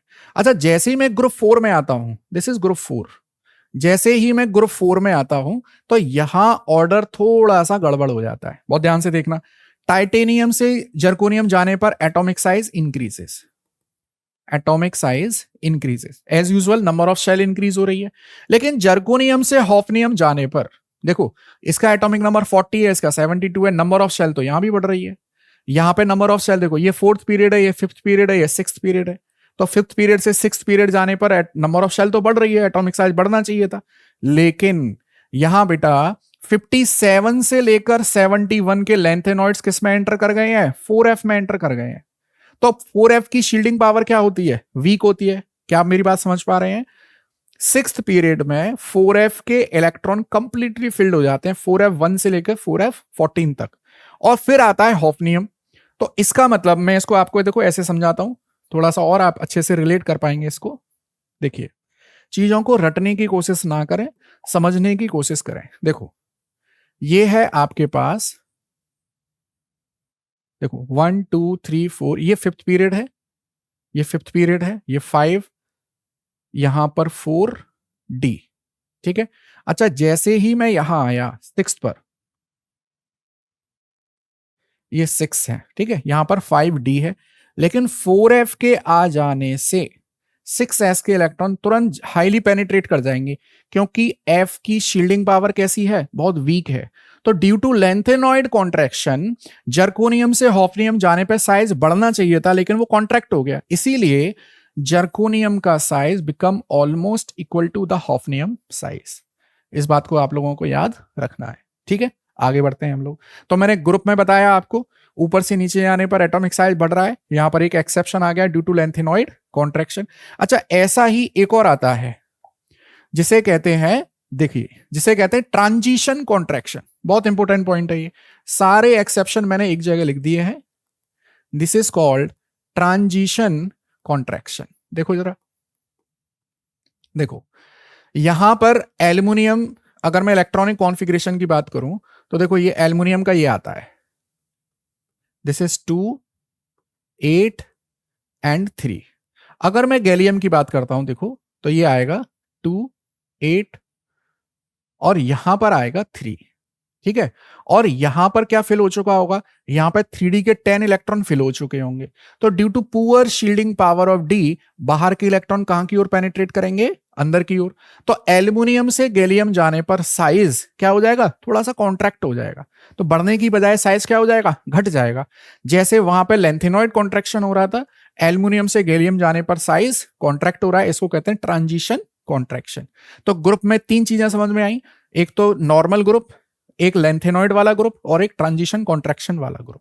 चलिए नेक्स्ट आते हैं हम लोग। अगर हम लोग पीरियड की बात करते हैं, इसको देखो जरा, पीरियड में लेफ्ट टू राइट बात होती है हमेशा। देखो जरा, मैं यहां पे थर्ड पीरियड लिखता हूं, देखिए third period, this is lithium, beryllium, boron, carbon, nitrogen, oxygen, this is fluorine and this is neon. अच्छा, नियोन पे मैं सर्कल कर दूंगा, क्योंकि नियोन तो कंबाइंड ही नहीं करता, नियोन तो इनर्ट गैस है, इसीलिए नियोन तो क्या बनाएगा, वांडरवाल रेडियस बनाएगा, वांडरवाल। तो इसका मतलब नियोन का साइज तो अपने रेस्पेक्टिव पीरियड में सबसे बड़ा होगा। तो देखो, नियोन को तो मैं यहां लिख देता हूं, नियोन का साइज तो सबसे बड़ा है। फिर उसके बाद लिथियम, लिथियम के बाद बेरिलियम, बेरिलियम के बाद बोरॉन, बोरॉन के बाद कार्बन, के बाद नाइट्रोजन, के बाद ऑक्सीजन, और सबसे छोटा साइज किसका आ रहा है, आप देख सकते हैं, फ्लोरीन का। ग्रुप 17 एलिमेंट का अपने रिस्पेक्टिव पीरियड में सबसे छोटा एटॉमिक साइज आता है, that is due to Z effective. Period में लेफ्ट से राइट जाने पर जेड इफेक्टिव क्या होता है, इंक्रीज होता है, और जेड इफेक्टिव इंक्रीज होगा तो एटॉमिक साइज क्या होगा, डिक्रीज होगा। क्या मेरी बात समझ पा रहे हैं आप लोग? हमने एटॉमिक साइज का ग्रेजुअल इंक्रीमेंट और डिक्रीमेंट की बात करी है अभी। ग्रुप में ऊपर से नीचे जाने पर नंबर ऑफ शेल बढ़ती हैं, एटॉमिक साइज इंक्रीज होता है। पीरियड में लेफ्ट से राइट जाने पर एटॉमिक साइज डिक्रीज हो रहा है, क्यों? क्योंकि जेड इफेक्टिव ग्रेजुअली इंक्रीज हो रहा है। ठीक है, चलिए अब हम लोग आते हैं लेंथेनॉइड्स पर, एक बात कर लें। ये क्वेश्चन बहुत इंपॉर्टेंट बनता है। मैंने जितने भी इंपॉर्टेंट चीजें हैं नीट के पर्सपेक्टिव से, वो सारी एक जगह इकट्ठी करती है। अगर हम लेंथेनॉइड्स की बात करें तो देखिए, मैंने यहां पर ये लेंथेनॉइड के एलिमेंट्स को लिखा हुआ है टाइम सेव करने के लिए। This is cerium, praseodymium, neodymium, promethium, samarium, europium, gadolinium, terbium, dysprosium, holmium, erbium, thulium, ytterbium और ल्यूटेशियम। हम जानते हैं कि लेंथेनॉइड्स में एफ के इलेक्ट्रॉन लगातार बढ़ते जाते हैं, एफ की शील्डिंग पावर वीक है, इसीलिए एटॉमिक साइज लगातार क्या होगा, डिक्रीज होगा। But there is one exception, europium. बेटा यहां पर यूरोपियम का साइज सबसे बड़ा होता है, यूरोपियम के बाद फिर सीरियम, और फिर लगातार लास्ट में आ जाता है ल्यूटेशियम। ये साइज डिक्रीज होता हुआ साइज है, ये साइज कैसा है, डिक्रीज होता हुआ। सबसे बड़ा साइज है यूरोपियम का एक्सेप्शनली, और फिर ये साइज लगातार घटता हुआ जाता है। ल्यूटेशियम का साइज सबसे छोटा है। अगर यहीं पर मैं ट्राई पॉजिटिव कैटाइन की बात कर लूं, देखो अगर मैं सीरियम +3 की बात करूं और ल्यूटेशियम +3 की बात करूं तो यहां पर ये ऑर्डर रेगुलर ऑर्डर आता है, साइज लगातार घटता हुआ जाएगा, साइज लगातार घटता हुआ जाएगा। कुल मिलाकर लैंथेनॉइड्स में अगर हम एटम की बात करें तो गैडोलिनियम यूरोपियम का साइज सबसे बड़ा है, लार्जेस्ट। और अगर हम कैटाइन की बात करें तो कैटाइन में सबसे बड़ा साइज है सीरियम +3 का और सबसे छोटा साइज है ल्यूटियम +3 का। ठीक है, इस तरह का क्वेश्चन आता है। अच्छा, एक्टिनॉइड में ऐसा कोई रेगुलर ट्रेंड नहीं आता है। अच्छा, अगर हम लोग बात करें इसमें, एक छोटा सा पॉइंट और आपको क्लियर कर दूं, एस ब्लॉक एलिमेंट में ग्रुप 1 और ग्रुप 2 के जो एलिमेंट्स हैं उनके कंपैरिजन पर क्वेश्चन आता है। देखो, ये लिखा मैंने lithium, sodium, potassium, rubidium, caesium और ये फ्रेंशियम। और यहां लिखा मैंने beryllium, magnesium, calcium, strontium, this is barium and this is radium. अब यहां पर जो ऑर्डर बनता है उसको देख लीजिए आप। देखो, यहां पर बेरियम से बड़ा साइज है बेटा लिथियम का, ठीक है, लिथियम से बड़ा साइज है मैग्नीशियम का, मैग्नीशियम से बड़ा साइज है सोडियम का, और सोडियम से बड़ा साइज है कैल्शियम का, कैल्शियम से बड़ा साइज है स्ट्रोंसियम, स्ट्रोंसियम से बड़ा साइज है बेरियम, और बेरियम से बड़ा साइज है पोटेशियम। फिर इस तरह से रुबिडियम, सीजियम ये आते हैं। अच्छा, ये दोनों रेडियो एक्टिव एलिमेंट है तो मैं इनको काउंट नहीं कर रहा हूं। तो इस तरह से अगर आप देख ले तो ये ग्रुप 1 और ग्रुप 2 के एटॉमिक साइज का ऑर्डर यहां से बनता है कुछ इस तरह से। देखो, बेरिलियम का साइज सबसे छोटा है, बेरिलियम से बड़ा है लिथियम, लिथियम से बड़ा है मैग्नीशियम, मैग्नीशियम से बड़ा है सोडियम, सोडियम से बड़ा है कैल्शियम, कैल्शियम से बड़ा है स्ट्रोंसियम, से बड़ा है बेरियम, और फिर बेरियम से बड़ा है पोटेशियम, फिर है रुबिडियम, और सबसे बड़ा साइज है सीजियम का। याद रखिएगा, या आप इस तरह से याद रख सकते हैं, ये मेरे पास है कैपिटल M और ये है उल्टा N। इस तरह से 2-3 बार बनाकर देखेंगे, आपको समझ में आ जाएगा। चलिए, अब आते हैं हम लोग कुछ इंपॉर्टेंट क्वेश्चंस पर। अच्छा, यहीं पर मैं आपको कैटाइन और एनाइन का साइज का थोड़ा सा आइडिया और दे देता हूं। देखो, जैसे ये मेरे पास है सोडियम, मैंने एक सिंपल सा एग्जांपल लिया है आपके लिए, सोडियम, ठीक है, दिस इज सोडियम, इसका एटॉमिक नंबर है 11 और इसका इलेक्ट्रॉनिक कॉन्फ़िगरेशन मैं ऐसे लिख देता हूं, दिस इज 281। और यहां पर सोडियम ने एक इलेक्ट्रॉन लूज कर दिया तो एटॉमिक नंबर तो 11 ही रहेगा इसका, और यहां पे नंबर ऑफ इलेक्ट्रॉन्स 10 है और मैं इसका इलेक्ट्रॉनिक कॉन्फ़िगरेशन लिखता हूं 28। ठीक है, यहां तक बात समझ में आ रही है। मतलब सोडियम पेरेंट एटम ने एक इलेक्ट्रॉन लूज कर दिया है और इलेक्ट्रॉन लूज करने के बाद बन गया है ये कैटायन। अब मुझे इनका साइज कंपैरिजन करना है, कौन बड़ा है कौन छोटा है। तो देखो, इसके लिए सिंपल जेड इफेक्टिव निकालने का एक छोटा सा फॉर्मूला है। वो फॉर्मूला क्या है, दिस इज जेड ओवर ई का रेशियो। क्या है, जेड ओवर ई का रेशियो। जेड ओवर ई की वैल्यू निकाल दीजिए। जेड क्या है, एटॉमिक नंबर, ई क्या है, नंबर ऑफ इलेक्ट्रॉन्स। जरा देखो, यहां सोडियम के लिए atomic number 11, number of electrons 11, तो जेड कितना आ रहा है बेटा, जेड इफेक्टिव कितना आ रहा है हमारे पास 1। अगर मैं यहां पर ये वैल्यू निकालूं, जेड 11 है बट इलेक्ट्रॉन्स कितने हैं 10, तो ये वैल्यू कितनी आ रही है 1.1। इसका मतलब जेड इफेक्टिव क्या हो रहा है, यहां पर इंक्रीज हो रहा है। अगर जेड इफेक्टिव इंक्रीज हो रहा है तो एटॉमिक साइज, सॉरी क्या बोलेंगे हम इसको, आयनिक साइज क्या हो जाएगा, डिक्रीज हो जाएगा। अच्छा, आयनिक में भी क्या बोलेंगे, कैटायनिक साइज,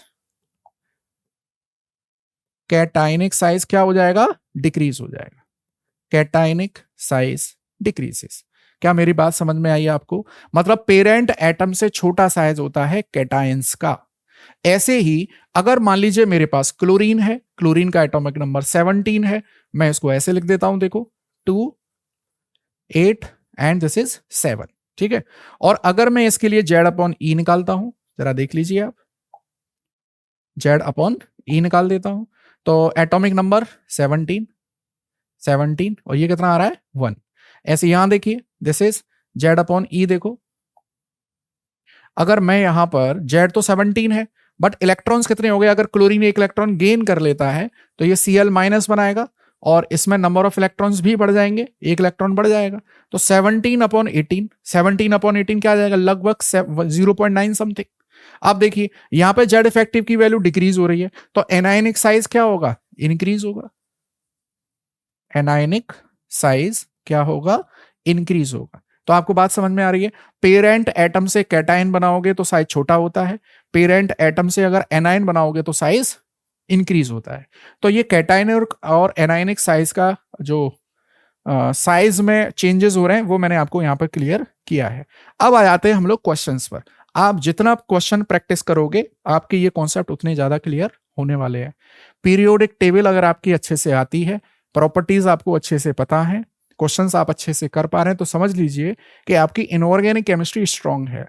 और इनऑर्गेनिक केमिस्ट्री स्ट्रांग है इसका मतलब आप यहां पर बहुत जल्दी बहुत सारे क्वेश्चंस अटेम्प्ट कर सकते हैं।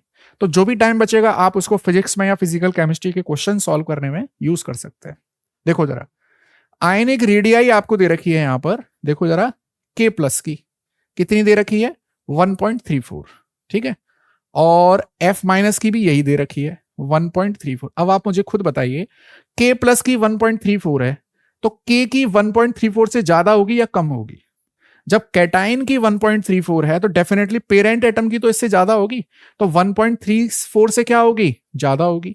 जब एनायन की 1.34 है तो सिंपल पेरेंट एटम की क्या होगी, कम होगी। तो अब आपको यहां पे क्या देखना है, देखो के और एफ की रेडियस बतानी है रेस्पेक्टिवली, तो के की ज्यादा आनी चाहिए 1.34 से, तो 1.34 से ज्यादा कौन कौन सी है पहले वो देख लो। देखो ऑप्शन ए और ऑप्शन बी तो हटा दीजिए, यहां से ज्यादा आ रही है ऑप्शन सी में और डी में। अच्छा फ्लोरीन की कम आनी चाहिए, तो वो ये रहा ऑप्शन, तो option C is the correct option. बात आई समझ में। अगर कैटाइन की 1.34 है तो डेफिनेटली पेरेंट एटम की क्या होगी, ज्यादा होगी। तो वो वाला कॉन्सेप्ट लगा के हमने ये क्वेश्चन सॉल्व किया है। अगला देखो, आपको यहां पर हर सेट से लीस्ट एटॉमिक रेडियस आपको बतानी है। सबसे कम कम एटॉमिक रेडियस वाले स्पीसीज को आपको बताना है। अब जरा देखो, जरा देखो, इसमें नंबर ऑफ इलेक्ट्रॉन कितने हैं, 10, इसमें कितने हैं 10, इसमें कितने हैं 10, मतलब these are isoelectronic species. Isoelectronic species का एक सीधा सा फंडा है जिसमें नेगेटिव चार्ज जितना ज्यादा होगा उसका साइज उतना बड़ा होगा, और नेगेटिव चार्ज कम है पॉजिटिव चार्ज ज्यादा है तो पॉजिटिव चार्ज जिस पर ज्यादा होगा उसका आयनिक साइज छोटा होगा। आप देख लीजिए, तो इसका मतलब इनमें से सबसे छोटा कौन है, Na+। तो पहले तो ये देख लीजिए, देखो एन आपको निकालना है यहां पर species from each having least atomic radius. तो पहले में से तो Na+ आ गया, देखो ए वाला और सी वाला तो कैंसिल हो गया, पहले एलिमिनेशन मेथड से हटा दिया करिए। अच्छा अब देखो आप यहां पर निकिल, कॉपर, जिंक, हम ये चीज जानते हैं, देखो कॉपर से बड़ा साइज होता है जिंक का और निकिल से बड़ा साइज होता है कॉपर का, तो निकिल सबसे छोटा है इसमें, निकिल सबसे छोटा आ गया, निकिल, इसका मतलब ये वाला हो गया करेक्ट ऑप्शन। अब मैं आपको देखो डी ब्लॉक का यहां पे एक छोटा सा आइडिया देता हूं, देखो scandium, titanium, vanadium, chromium, Mn, iron, cobalt, nickel, copper, zinc, इस तरह से देखना। अब स्कैंडियम से टाइटेनियम, वेनेडियम, क्रोमियम, मैंगनीज, इनका साइज लगातार घटता हुआ जाता है क्योंकि जेड इफेक्टिव बढ़ रहा है, ठीक है, जेड इफेक्टिव बढ़ता है। आयरन, कोबाल्ट और निकिल का साइज ऑलमोस्ट सेम होता है,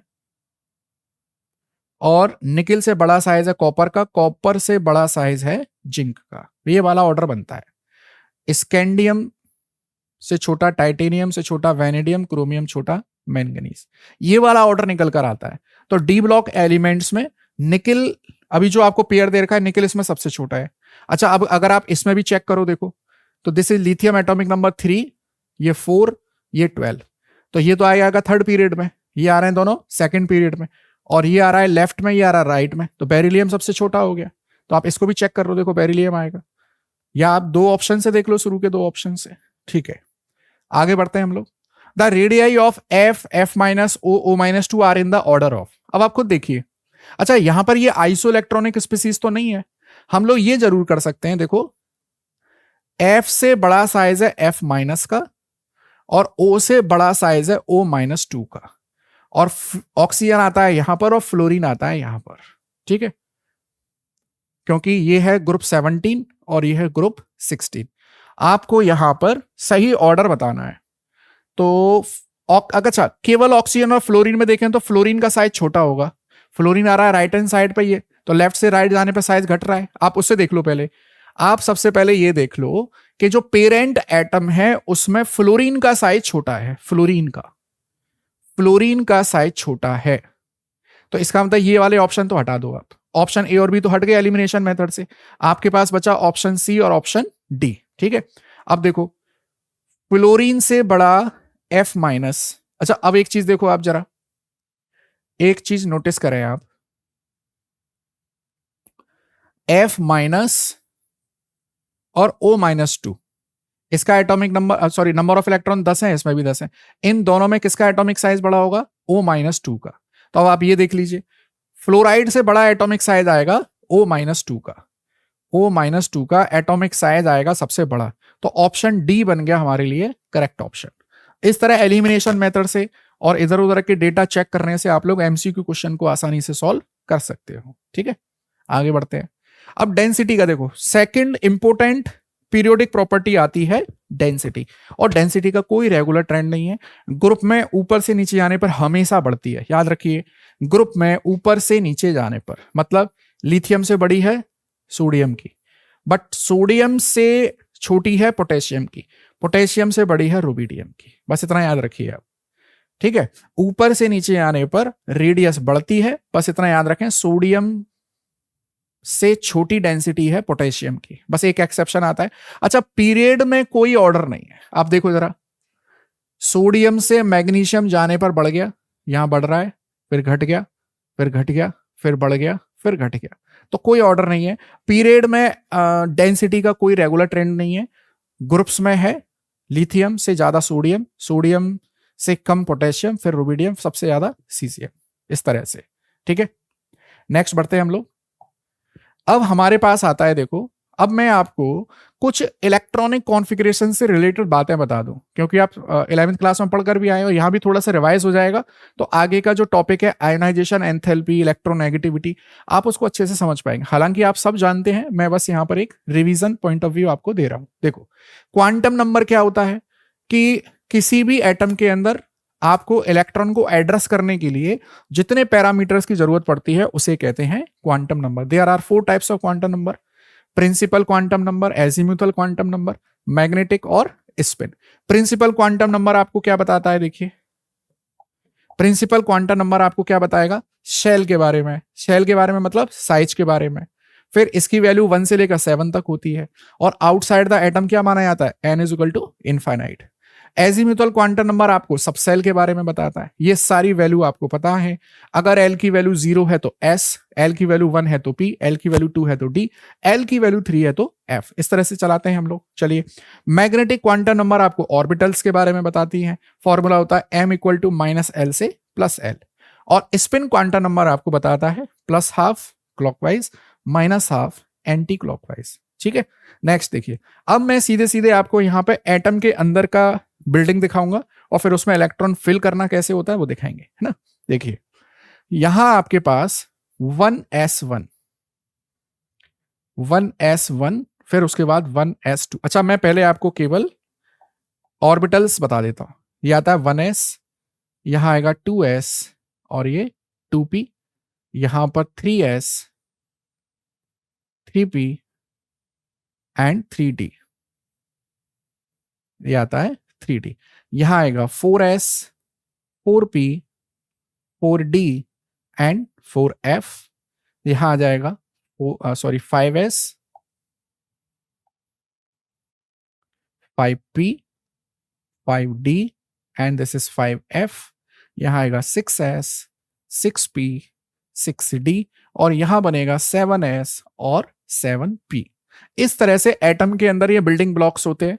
बिल्डिंग ब्लॉक्स मतलब ऑर्बिटल्स पाए जाते हैं जिनमें इलेक्ट्रॉन्स फिल होते हैं। अब देखो, अब इलेक्ट्रॉन्स को फिल करने के लिए कुछ रूल्स हैं, मैं आपको एज इट इज बताता हूं, आप लोग सुनिए, क्योंकि आप नीट की तैयारी कर रहे हैं, इसका मतलब ये सारी चीजें आपको आती है, मैं केवल आपको यहाँ पे रिवाइज करा रहा हूं। देखो सबसे पहले आप लोग पढ़िए पाउलिस एक्सक्लूजन प्रिंसिपल। क्या कहता है कि एक ऑर्बिटल में मैक्सिमम 2 इलेक्ट्रॉन आ सकते हैं, वो भी अपोजिट स्पिन के साथ में।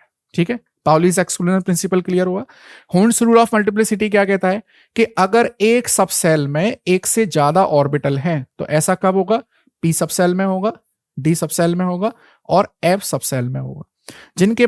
जिन सब सेल के पास एक से ज्यादा ऑर्बिटल है, pairing will start until each orbital get 1 electron. मतलब हर ऑर्बिटल में एक एक इलेक्ट्रॉन आ जाएगा, उसके बाद में ही पेयरिंग स्टार्ट होगी, अदरवाइज नहीं होगी।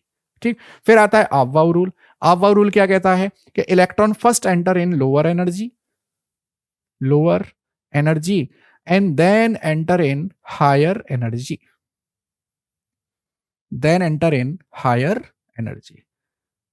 Aufbau rule. अच्छा, अफबाउ रूल का ही एक छोटा भाई आता है N+L रूल। N+L रूल क्या कहता है हमको देखो जरा समझो।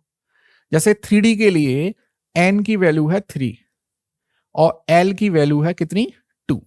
ठीक है, इसका टोटल करोगे कितना आएगा 5। ऐसे ही अगर मैं 4s के लिए निकालूं तो n की वैल्यू है 4 और l की वैल्यू है 0। ठीक, अगर मैं इसका टोटल करूं तो कितना आएगा 4 आएगा। तो इलेक्ट्रॉन देखो 1s में एंटर करा, फिर 2s में एंटर करा, फिर 2p के बाद 3s में एंटर करा, 3p में, और 3p के बाद किस में जा रहा है 4s में, जबकि 3p के बाद जाना किस में चाहिए था 3d में, लेकिन गया किस में 4s में। तो ऐसा हमने कहां से सीखा, ऐसा हमने N+L रूल के अकॉर्डिंग सीखा है। ठीक है, तो इलेक्ट्रॉनिक कॉन्फ़िगरेशन में भी मोस्ट ऑफ द टाइम आप लोग क्या करेंगे, आप जिंक तक एटॉमिक नंबर याद रखिए, और ज्यादा करना चाहते हैं तो जितनी भी नोबल गैस है उनका इलेक्ट्रॉनिक कॉन्फ़िगरेशन याद रखिए। Helium, neon, argon, krypton, xenon, radon, इनका इलेक्ट्रॉनिक कॉन्फ़िगरेशन याद रखिए। इससे हम बाकी के एलिमेंट्स का इलेक्ट्रॉनिक कॉन्फ़िगरेशन डिटरमाइन कर सकते हैं। ठीक है, चलो अब मेरे पास यहां पर, हाँ ये बिल्डिंग मैंने बना दी है। अब मैं आता हूं आयोनाइजेशन पोटेंशियल पर, उस पर बात करते हैं। देखो आयोनाइजेशन जैसे नाम से पता चल रहा है किसी एटम से आयन बनाना। अच्छा, आयन तो दो प्रकार के होते हैं, कैटायन और एनायन। हम लोग यहां पे बात करेंगे कैटायन की। मतलब क्या हुआ कि आपके पास एक आइसोलेटेड गैसियस एटम होना चाहिए। अब आइसोलेटेड ही क्यों चाहिए और गैसियस ही क्यों चाहिए, इस पर क्वेश्चन अराइज होता है। तो बेटा बात को ध्यान से सुने। अगर वो अपने साथ अपने फ्रेंड्स के साथ रहेगा, जैसे मान लीजिए एक एटम है उसके साथ कई सारे और एटम प्रेजेंट है, तो हम उसको हीट देंगे। अब वो हीट तो डिस्ट्रीब्यूट हो गई ना आपस में। हमें पता लगाना है कि एब्सोल्युटली एक एटम से इलेक्ट्रॉन को बाहर निकालने के लिए एग्जैक्टली कितनी एनर्जी खर्च करनी पड़ रही है। तो यहां पर आइसोलेटेड और गैसियस फॉर्म में होना बहुत जरूरी है, क्योंकि अगर वो लिक्विड में रहा तो कुछ ना कुछ मॉलिक्यूलर इंटरेक्शंस होंगे, गैस में वो अकेला प्रेजेंट रहेगा। तो आइसोलेटेड गैसियस एटम, ठीक है, और उसमें भी लूजली बाउंड इलेक्ट्रॉन। अब सबसे लूजली बाउंड इलेक्ट्रॉन कौन होता है, वैलेंसी इलेक्ट्रॉन। आपको पता है valency electron is the loosely bound electron.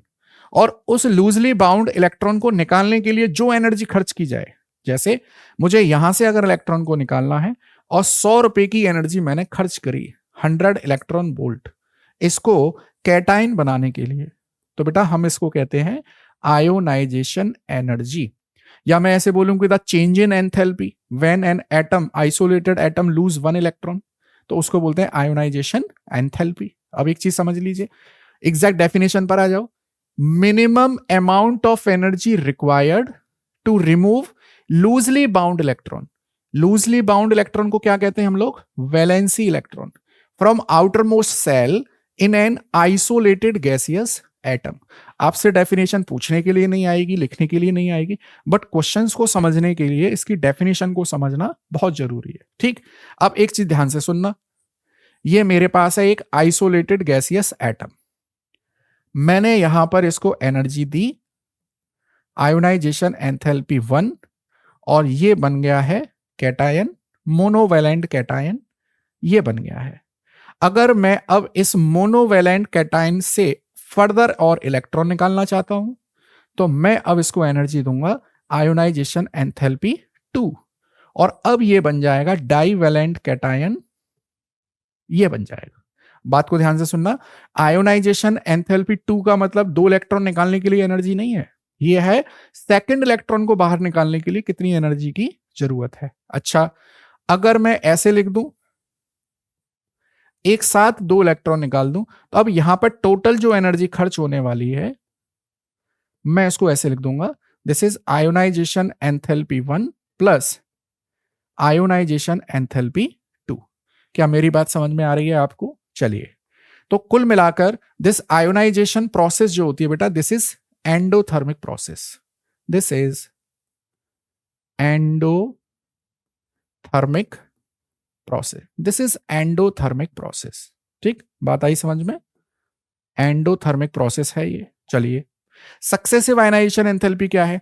एक इलेक्ट्रॉन के बाद दूसरा, दूसरे के बाद तीसरा इलेक्ट्रॉन निकालने के लिए जो एनर्जी दी जाती है, that is successive ionization enthalpy. अब एक चीज हमेशा याद रखें नीट के पॉइंट ऑफ व्यू से, देखो ये क्वेश्चन बनते हैं आपके यहाँ, आयोनाइजेशन एंथैल्पी फर्स्ट से ज्यादा होगी आयनाइजेशन एंथैल्पी सेकंड, और इससे ज्यादा होगी आयनाइजेशन एंथैल्पी थर्ड।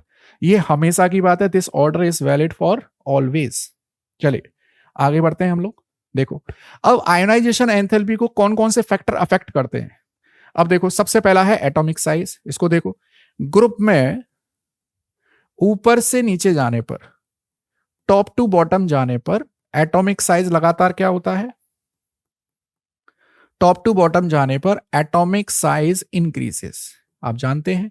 अच्छा, एटॉमिक साइज इंक्रीज होगा तो वैलेंसी इलेक्ट्रॉन दूर होता जाएगा न्यूक्लियस से, तो ऑब्वियस बात है आयोनाइजेशन एंथैल्पी डिक्रीजेस। ठीक है, और अगर आयोनाइजेशन एंथैल्पी डिक्रीज हो रही है तो metallic character increases, metallic character increases, metallic character increases. बात आई समझ में?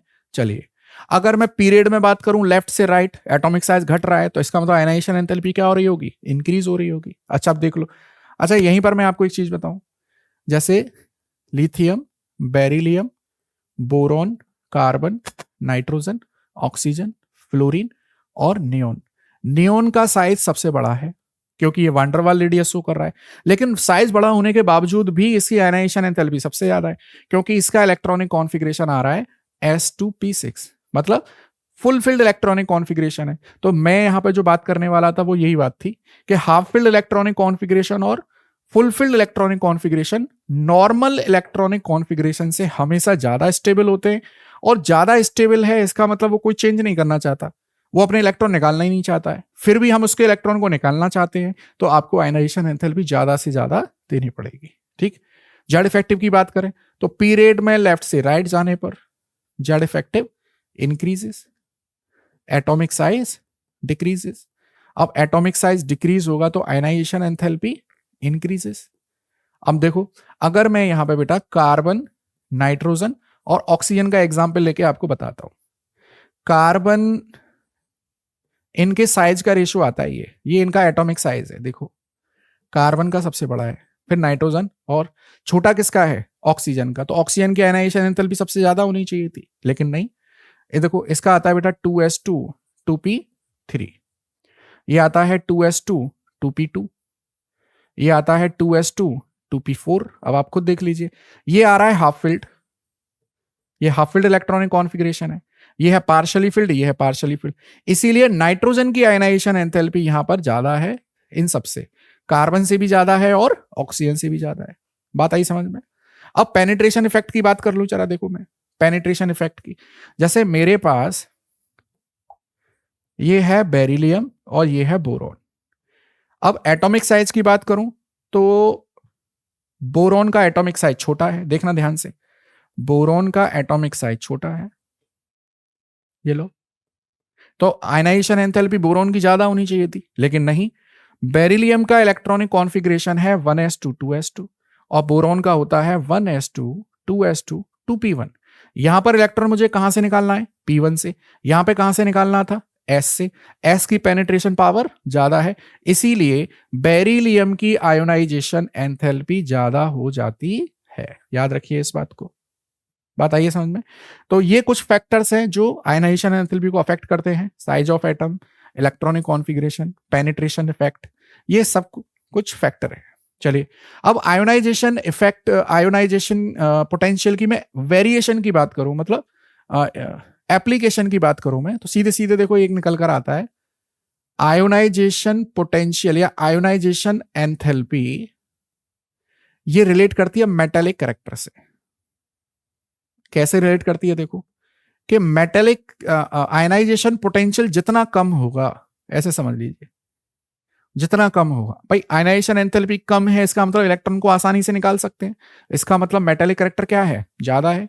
और जिन एलिमेंट के लिए आयनाइजेशन पोटेंशियल बहुत ज्यादा है, इसका मतलब इलेक्ट्रॉन निकाल ही नहीं सकते, तो इसका मतलब वो मेटालिक कैरेक्टर शो नहीं करेगा। चलिए अब जाओ दूसरा, ये बहुत इंपॉर्टेंट पॉइंट है, ये वाला देख लो आप। अगर आयन सक्सेसिव आयोनाइजेशन एंथैल्पी का डिफरेंस देखो, जैसे सक्सेसिव आयनाइजेशन एंथैल्पी का डिफरेंस अगर 16 इलेक्ट्रॉन वोल्ट से ज्यादा है तो लोअर ऑक्सीडेशन स्टेट ज्यादा स्टेबल होती है, मैं कराऊंगा क्वेश्चन अभी।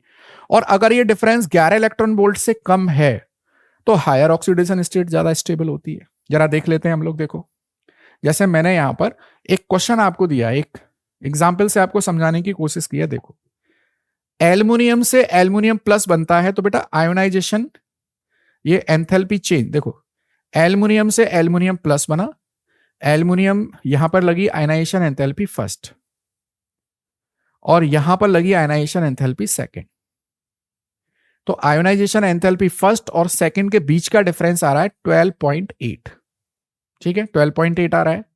और एल्युमिनियम प्लस 2 से हमने बनाया है एल्युमिनियम प्लस 3, और यहां पर आयोनाइजेशन एंथैल्पी सेकंड और आयोनाइजेशन एंथैल्पी थर्ड के बीच का जो डिफरेंस है वो आ रहा है 6 इलेक्ट्रॉन वोल्ट, ये डिफरेंस।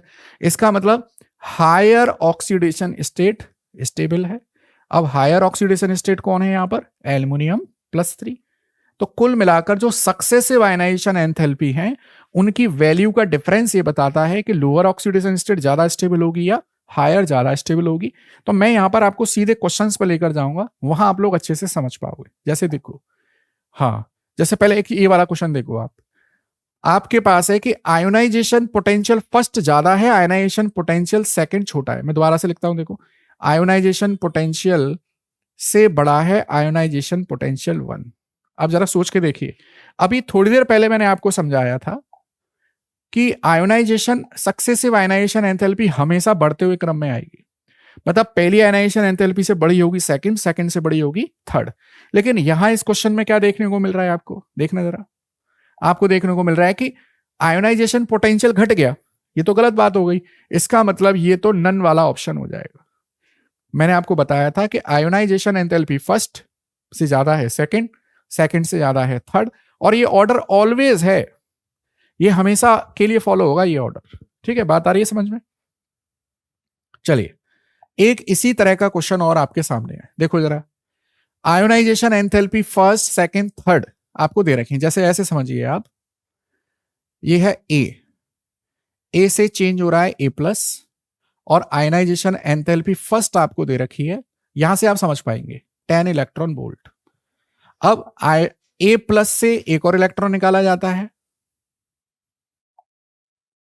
और ये आयोनाइजेशन एंथैल्पी सेकंड की वैल्यू आपको दे रखी है 15 इलेक्ट्रॉन वोल्ट, ये लो। और ए प्लस 2 से एक और इलेक्ट्रॉन निकाला जाता है, और ये वैल्यू दे रखी बेटा आपको ionization enthalpy 3, and this is 45 electron volt. अब आप खुद देखिए, ये वाला जो डिफरेंस है आयोनाइजेशन एंथैल्पी फर्स्ट और सेकंड का जो डिफरेंस है वो आ रहा है 5 इलेक्ट्रॉन वोल्ट का। इसका मतलब क्या है, जब आयनाइजेशन एंथैल्पी का डिफरेंस 16 इलेक्ट्रॉन वोल्ट से कम आ रहा है, इसका मतलब लोअर ऑक्सीडेशन स्टेट ज्यादा स्टेबल है। समझ पा रहे हैं आप लोग, lower oxidation sorry higher oxidation state ज्यादा स्टेबल है, तो ए प्लस 2 ज्यादा स्टेबल हो गई यहां पर, ठीक है। अब यहां पर देखिए इन दोनों के बीच का डिफरेंस कितना आ रहा है, 30 इलेक्ट्रॉन वोल्ट, इसका मतलब लोअर ऑक्सीडेशन स्टेट ज्यादा स्टेबल हो गई। तो ये जो वैल्यूज हैं ये क्या प्रूव कर रही हैं कि which oxidation state is more stable, तो +2 oxidation state is more stable. दोबारा से सुनिए, अगर सक्सेसिव आयनाइजेशन एंथैल्पी का डिफरेंस 11 इलेक्ट्रॉन वोल्ट से कम है तो हायर ऑक्सीडेशन स्टेट स्टेबल होती है। अगर ये डिफरेंस 16 इलेक्ट्रॉन वोल्ट से ज्यादा है, इसका मतलब लोअर ऑक्सीडेशन स्टेट ज्यादा स्टेबल होती है। अब यहां जाओ, ये डिफरेंस कितना आ रहा है, 5 इलेक्ट्रॉन वोल्ट, 11 से कम है, हायर ऑक्सीडेशन स्टेट स्टेबल हो गई इन दोनों में। अच्छा अब इन दोनों में आ जाइए, डिफरेंस कितना आ रहा है, 30, इसका मतलब लोअर ऑक्सीडेशन स्टेट ज्यादा स्टेबल होगी, तो इसका मतलब मोस्ट स्टेबल ऑक्सीडेशन स्टेट क्या हो गई, +2। ठीक है, बात आई समझ में।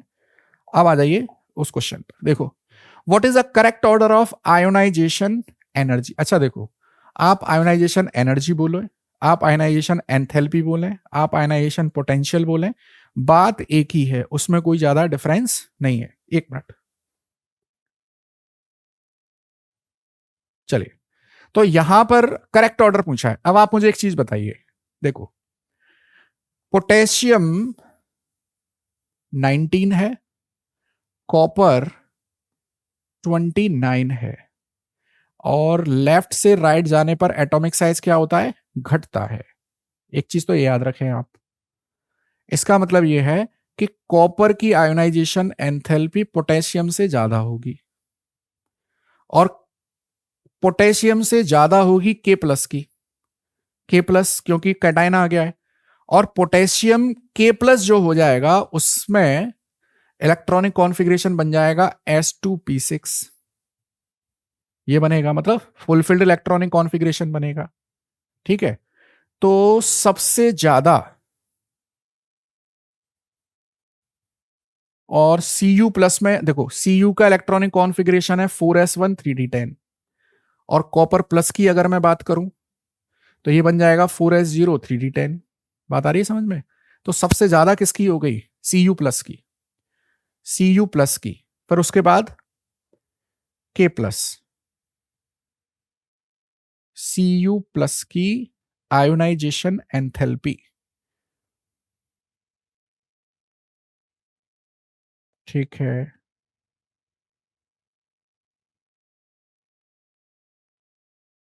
एलिमिनेशन मेथड फॉलो करें। देखो सबसे पहले ये देख लीजिए,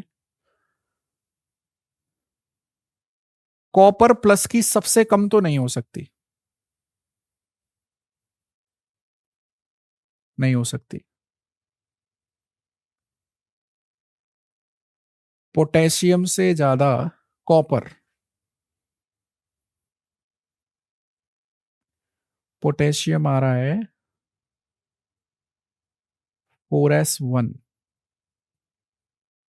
कॉपर से ज्यादा, हाँ ये वाला ऑर्डर करेक्ट है। देखो पोटेशियम से ज्यादा कॉपर, कॉपर से ज्यादा कॉपर प्लस, कॉपर प्लस से ज्यादा के प्लस।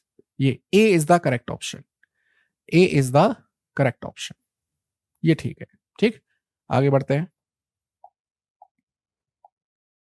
इलेक्ट्रॉन गेन एंथैल्पी, देखो पीरियोडिक प्रॉपर्टीज में हमने सबसे पहले बात करी एटॉमिक साइज की, फिर बात करी डेंसिटी की, फिर बात करी आयनाइजेशन एंथैल्पी की, और अब हम लोग बात कर रहे हैं इलेक्ट्रॉन गेन एंथैल्पी। बहुत ध्यान से सुनिएगा, देखो यहां पर बेटा ये है एक्सोथर्मिक प्रोसेस, मतलब जब भी कोई isolated gaseous atom electron gain करता है, इलेक्ट्रॉन गेन क्यों करेगा, देखो हमेशा याद रखिए केमिस्ट्री में इलेक्ट्रॉन एक्सचेंज प्रोसेस हमेशा स्टेबिलिटी बढ़ाने के लिए की जाती है।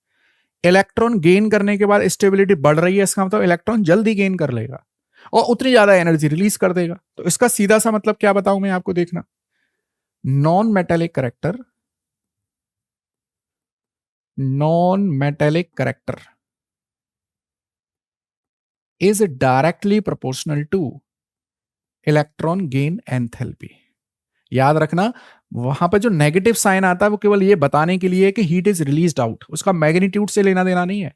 अब मैं आपको यहीं पर इलेक्ट्रॉन गेन एंथैल्पी और इलेक्ट्रॉन एफिनिटी का बता दूं। देखो अगर इलेक्ट्रॉन गेन एंथैल्पी माइनस में है, इलेक्ट्रॉन एफिनिटी हम प्लस में ही लेते हैं। अगर इलेक्ट्रॉन गेन एंथैल्पी प्लस में है तब भी इलेक्ट्रॉन एफिनिटी प्लस में लेते हैं।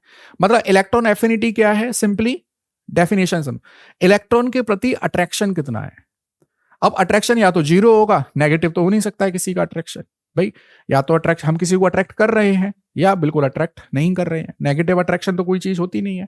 तो इलेक्ट्रॉन एफिनिटी हमेशा एक मैग्नीट्यूड पर काम करती है, और इलेक्ट्रॉन गेन एंथैल्पी उसके साइन पे भी काम करती है कि प्लस में आ रहा है कि माइनस में आ रहा है। तो एक चीज याद रखें, इलेक्ट्रॉन गेन एंथैल्पी मतलब एक्सोथर्मिक प्रोसेस है। एक्सोथर्मिक का मतलब हीट इज रिलीजिंग आउट, और अगर ये चेंज हो रहा है, हीट रिलीज हो रही है, ये काम तभी हो सकता है जब इलेक्ट्रॉन गेन करने पर स्टेबिलिटी बढ़ रही हो। कभी कभी ऐसा भी होगा कि किसी का इलेक्ट्रॉनिक कॉन्फ़िगरेशन p6 है, ऑलरेडी फुलफिल्ड है, और आप उसको एक इलेक्ट्रॉन देना चाहते हो, तो क्या मुझे बताइए क्या ये हीट रिलीज कर पाएगा यहां पर? अगर किसी का इलेक्ट्रॉनिक कॉन्फ़िगरेशन ऑलरेडी स्टेबल है और आप उसमें इलेक्ट्रॉन देना चाहते हैं, तो अब हीट रिलीज नहीं होगी। Now you have to supply the heat, तो एंडोथर्मिक भी हो सकती है ये। तो इलेक्ट्रॉन गेन एंथैल्पी याद रखना, first electron gain enthalpy endothermic भी हो सकती है, एक्सोथर्मिक भी हो सकती है, but second electron gain enthalpy हमेशा एंडोथर्मिक होगी, ये हमेशा की बात है, याद रखो। देखो ये वाला पॉइंट बहुत इंपॉर्टेंट है। First electron gain enthalpy may be exothermic और endothermic, but second electron gain enthalpy always be endothermic. ठीक, यहां पे देख लीजिए आप, ऑक्सीजन को पहला इलेक्ट्रॉन देते हैं तो माइनस एनर्जी रिलीज हो रही है, बट सेकंड इलेक्ट्रॉन देते हैं तो +7 आपको हीट देनी पड़ रही है। तो इलेक्ट्रॉन गेन एंथैल्पी की बात आई समझ में।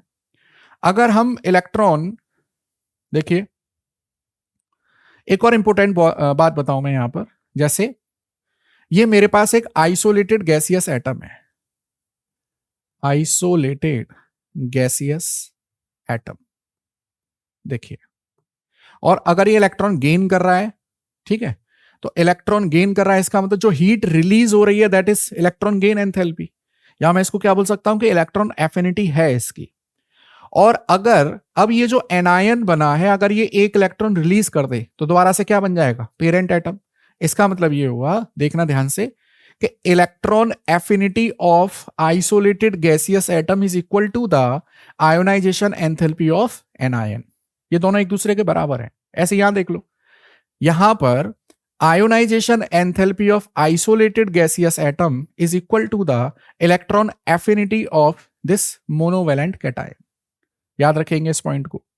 आगे बढ़े हम लोग, फैक्टर्स अफेक्टिंग।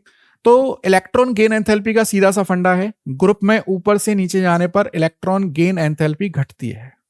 मतलब इलेक्ट्रॉन गेन एंथैल्पी में बच्चे क्या कंफ्यूज होते हैं वो मैं बता दूंगा आपको, कि पॉजिटिव में बढ़ रही है, नेगेटिव में बढ़ रही है, छोड़ो, हम इलेक्ट्रॉन एफिनिटी की बात करते हैं। ऊपर से नीचे जाने पर इलेक्ट्रॉन एफिनिटी डिक्रीज होती है, डिक्रीज, ठीक है, और पीरियड में लेफ्ट से राइट जाने पर इलेक्ट्रॉन एफिनिटी इंक्रीज होती है। बट यहां पर एक एक्सेप्शन आ जाता है, जब भी आप सेकेंड पीरियड और थर्ड पीरियड की बात करेंगे, जैसे नाइट्रोजन से फास्फोरस, ऑक्सीजन से सल्फर और फ्लोरीन से क्लोरीन, तो यहां पर इलेक्ट्रॉन एफिनिटी हमेशा इंक्रीज हो रही है। फ्लोरीन से क्लोरीन जाने पर, ऑक्सीजन से सल्फर जाने पर, नाइट्रोजन से फास्फोरस जाने पर इलेक्ट्रॉन एफिनिटी क्या हो रही है, इंक्रीज हो रही है। ठीक, और लेफ्ट से राइट जाने पर इलेक्ट्रॉन एफिनिटी हमेशा इंक्रीज हो रही है। जेड इफेक्टिव की बात करें भाई, जेड इफेक्टिव इंक्रीज होगा तो एटॉमिक साइज क्या होगा, डिक्रीज होगा। इफेक्टिव न्यूक्लियर चार्ज बढ़ रहा है तो ये इलेक्ट्रॉन एफिनिटी क्या होगी, इंक्रीज होगी। इलेक्ट्रॉनिक कॉन्फ़िगरेशन की बात कर रहे हैं हम लोग, देखो जैसे मेरे पास ये नाइट्रोजन है, इसका है S2P3, हाफ फिल्ड है, तो ये एक इलेक्ट्रॉन लेना नहीं चाहेगा। क्यों नहीं लेना चाहेगा, क्योंकि ऑलरेडी स्टेबल है।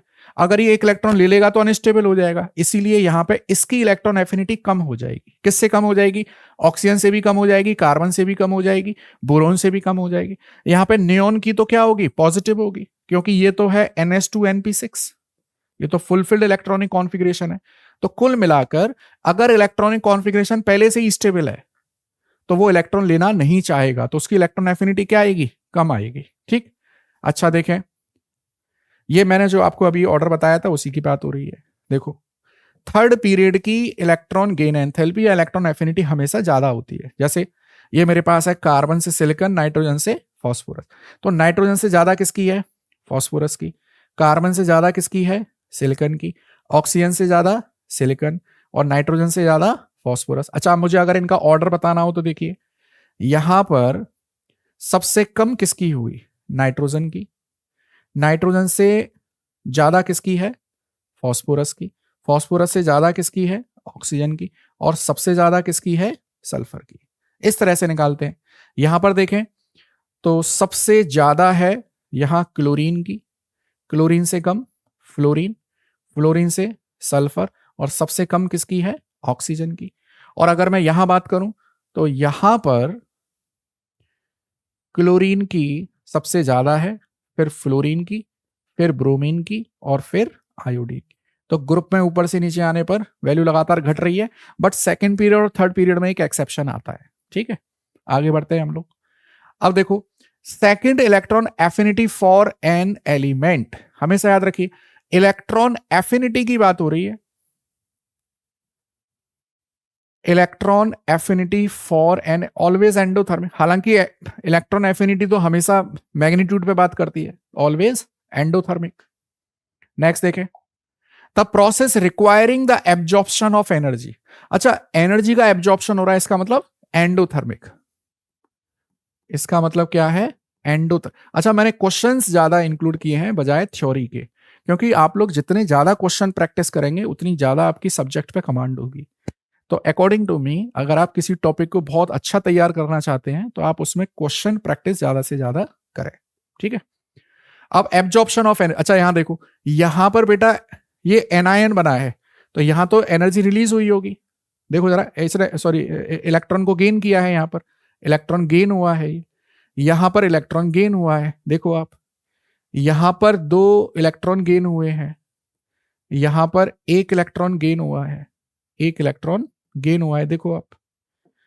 और हमसे पूछा गया है क्या, the process requiring the absorption of energy,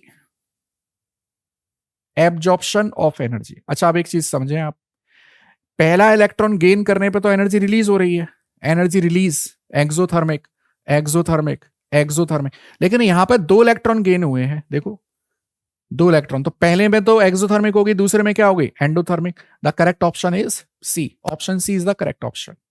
next देखें, in the formation of Cl minus ion, देखिए अभी जो हमने क्वेश्चन पढ़ा था उसी तरह का है, formation of Cl minus ion from N isolated gaseous atom, ये रहा क्लोरीन, और इससे आपने बना दिया है क्लोरीन माइनस। ठीक है। 3.8 electron volt energy is released, ये एनर्जी रिलीज हो रही है, इलेक्ट्रॉन गेन एंथैल्पी है ये, which would be equal to, अब आप खुद देखिए ये किसके इक्वल होगी, यहां आपको दे रखी है ये इलेक्ट्रॉन एफिनिटी, और यहां पर हो जाएगी ये आयनाइजेशन एंथैल्पी, तो हम किसके बराबर रख देंगे इसको, ionization potential of Cl minus, ionization potential of Cl minus. चलिए आगे बढ़े, minimum negative electron gain enthalpy among the following. अब एक चीज देखना, मिनिमम मतलब आप नेगेटिव छोड़ दीजिए, मिनिमम इलेक्ट्रॉन गेन एंथैल्पी किसकी आ रही है, हमको ये बताना है। हमको ये पता है ऑक्सीजन, सल्फर, सेलेनियम और ये टेलुरियम, ऊपर से नीचे जाने पर इलेक्ट्रॉन गेन एंथैल्पी लगातार घट रही है, बट एक्सेप्शनली ऑक्सीजन की सबसे कम हो जाती है, तो यहां पर करेक्ट ऑप्शन क्या बन जाएगा, ऑक्सीजन। ऑक्सीजन की इलेक्ट्रॉन गेन एंथैल्पी यहां पर सबसे कम है। चलिए, amount of energy released for the process, ये देख लें, is minimum and maximum respectively for, देखो जरा बेटा, ये दे रखा है आपको electron gain enthalpy, electron gain enthalpy है ये, is minimum and maximum, minimum किसके लिए है और मैक्सिमम किसके लिए है। इलेक्ट्रॉन गेन एंथैल्पी डिपेंड करती है इलेक्ट्रॉनिक कॉन्फ़िगरेशन पर, एटॉमिक साइज पर। ठीक है, तो यहां पर सबसे पहले आप ये देख लीजिए, ये सारी देखो, फ्लोरीन, नाइट्रोजन और बोरॉन ये सेकंड पीरियड एलिमेंट है, क्लोरीन थर्ड पीरियड एलिमेंट है, तो इनमें सबसे ज्यादा तो हो जाएगी थर्ड पीरियड एलिमेंट की, क्लोरीन की होगी मैक्सिमम, क्लोरीन की तो मैक्सिमम आएगी, ये चेक कर लें हम, क्लोरीन की, मतलब सेकंड ऑप्शन जिसमें आ रहा है, और जिसमें सेकंड नहीं आ रहा उसको काट दीजिए, इसको काट दीजिए, इसका मतलब हमारे पास बचे बी, सी और डी। अब मिनिमम की बात कर लें हम, तो मिनिमम देखो ये आ रहा है 2s2 2p3, half field electronic configuration, तो ये बनना चाहिए 3n2, 3n2, option D is the correct answer, option D is the correct answer. चलिए नेक्स्ट देखें, which of the following electronic configuration is expected to have highest electron affinity, सबसे ज्यादा highest electron affinity किसकी है, मतलब electron की towards attraction सबसे ज्यादा किसका है। अब ये देखो, ये ऑलरेडी स्टेबल है, इसका नहीं होगा, ऑलरेडी स्टेबल है, इसका नहीं होगा, यहां पर इसको 2 इलेक्ट्रॉन चाहिए, यहां पर 1 ही चाहिए, इसका मतलब सबसे ज्यादा अट्रैक्शन किसका होगा, बी का, क्योंकि उसके पास ऑलरेडी पी में 2 इलेक्ट्रॉन है, अगर 1 इलेक्ट्रॉन और मिल जाए उसको तो वो क्या कर लेगा, वो खुद को स्टेबल कर लेगा, इसका मतलब ये है कि इसकी इलेक्ट्रॉन एफिनिटी सबसे ज्यादा होगी।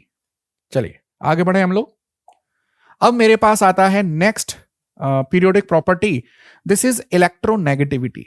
एक्चुअली इलेक्ट्रॉन एफिनिटी में एनर्जी इन्वॉल्व हो रही है क्योंकि वहां पे एक्चुअल ट्रांजैक्शन हो रहा है इलेक्ट्रॉन्स का, but electronegativity simply a tendency to attract the shared pair of electron, यहां पर इलेक्ट्रॉन का एक्सचेंज नहीं होता है, इलेक्ट्रॉन केवल शिफ्ट होते हैं, जो जिसकी इलेक्ट्रोनेगेटिविटी ज्यादा है इलेक्ट्रॉन उसके टुवर्ड्स चले जाते हैं और जिसकी कम है उससे दूर हो जाते हैं। देखो अब, और इलेक्ट्रोनेगेटिविटी डिपेंड करती है बॉन्ड एनर्जी पर, यह बहुत इंपॉर्टेंट पॉइंट है, electronegativity simply depends on bond energy values, bond energy पर डिपेंड करती है इलेक्ट्रोनेगेटिविटी। तो पाउलिंग ने क्या किया यहां पर देखो, पाउलिंग ने अपना एक स्केल दिया, पाउलिंग स्केल, और इन्होंने इस तरह से ये टेबल बनाई पूरी। देखो जरा, मैं वैल्यूज बता देता हूं आपको। 0.5 कम करते जाइए, 3.5, 3, 2.5, 2, 1.5 और ये 1। फिर इसमें से ये 0.9, 1.2, 1.5, 1.8, 2.1, 2.5, ये देखिए। और फ्लोरीन की है 4, सबसे ज्यादा मैक्सिमम इलेक्ट्रोनेगेटिविटी किसकी है? फ्लोरीन की है। ठीक है, तो इस तरह से आप लोग पाउलिंग स्केल की वैल्यूज को याद रखेंगे। अच्छा, कुछ किसी किसी की वैल्यू सेम आ रही है, जैसे ब्रोमीन और नाइट्रोजन की सेम आ रही है। और अच्छा, मैं हाइड्रोजन की इलेक्ट्रोनेगेटिविटी यहां पे नहीं लिखी, हाइड्रोजन की होती है बेटा 2.1। तो ये पाउलिंग स्केल है इलेक्ट्रोनेगेटिविटी का। अगर मैं इसके वेरिएशन की बात करूं, देखो, तो इलेक्ट्रोनेगेटिविटी का वही सेम एटॉमिक साइज पर है। भाई इलेक्ट्रोनेगेटिविटी एक्चुअली है क्या? अगर साइज छोटा होगा तो इलेक्ट्रॉन डेंसिटी ज्यादा होगी, वहां पर और इलेक्ट्रॉन आने की कोशिश करेंगे। आप ये मत समझिए कि इलेक्ट्रॉन डेंसिटी ज्यादा होगी तो रिपल्शन होगा, ये टेंडेंसी है। जैसे आपने देखा होगा कि आपके सिटी में कहीं पर है ना, कंप्यूटर सॉफ्टवेयर या कंप्यूटर हार्डवेयर की शॉप है या बहुत बड़ा कॉम्प्लेक्स है, वहीं उसके आसपास कंप्यूटर की ही शॉप ज्यादा ओपन होती है। ऐसा नहीं है कि वहां पे कंपटीशन ज्यादा है तो वहां से दूर हट जाएंगे लोग या अपनी कंप्यूटर शॉप को कहीं दूर खोलेंगे, नहीं। जहां इलेक्ट्रॉन ज्यादा है वहीं पर इलेक्ट्रॉन के आने की संभावना और होती है। पैसा पैसे को खींचता है, ऐसे समझिए। तो इलेक्ट्रोनेगेटिविटी वही सेम चीज है। एटॉमिक साइज छोटा होगा। एटॉमिक साइज छोटा कब होगा? जब जेड इफेक्टिव ज्यादा होगा। अब देखिए, और जैसे Mn+2 Mn+4, सबसे ज्यादा जेड इफेक्टिव किसका है? Mn+7 का। तो इसकी इलेक्ट्रोनेगेटिविटी सबसे ज्यादा होगी। लाइकवाइज यहां देख लें, यहां पर सबसे छोटा साइज होगा O+2 का, तो इसकी इलेक्ट्रोनेगेटिविटी सबसे ज्यादा होगी। अगर मैं परसेंटेज एस करेक्टर की बात करूं, देखो, sp हाइब्रिडाइजेशन सबसे ज्यादा इलेक्ट्रोनेगेटिविटी, sp2, और सबसे कम किसकी होगी? sp3 में। sp में क्या है इसकी परसेंटेज एस करेक्टर? 50%। यहां कितना है देखिए? 33%। यहां कितना है? 25%। तो जैसे जैसे एस करेक्टर बढ़ता जाता है इलेक्ट्रोनेगेटिविटी बढ़ती जाती है। sp का इलेक्ट्रोनेगेटिविटी है 3.25, इसकी है 2.75, और यहां पर है 2.5। इस तरह से याद रखेंगे आप लोग। मैं यहां लिख देता हूं, देखिए, sp, sp2, sp3, ये है 3.25, ये है 2.75, और ये है 2.5। ठीक है, चलिए अब देखें इस कुछ और फैक्टर हैं, जैसे bond energy directly proportional electronegativity के है। बॉन्ड एनर्जी जितनी ज्यादा होगी, देखो ऐसे समझिए, या मैं ऐसे लिखना चाहिए, बॉन्ड जितनी ज्यादा इलेक्ट्रोनेगेटिविटी डिफरेंस होगा उतनी अच्छी वो बॉन्ड एनर्जी होगी। जैसे HF, HCl, HBr और HI। देखो सबसे ज्यादा डिफरेंस किस में आ रहा है? यहां पर।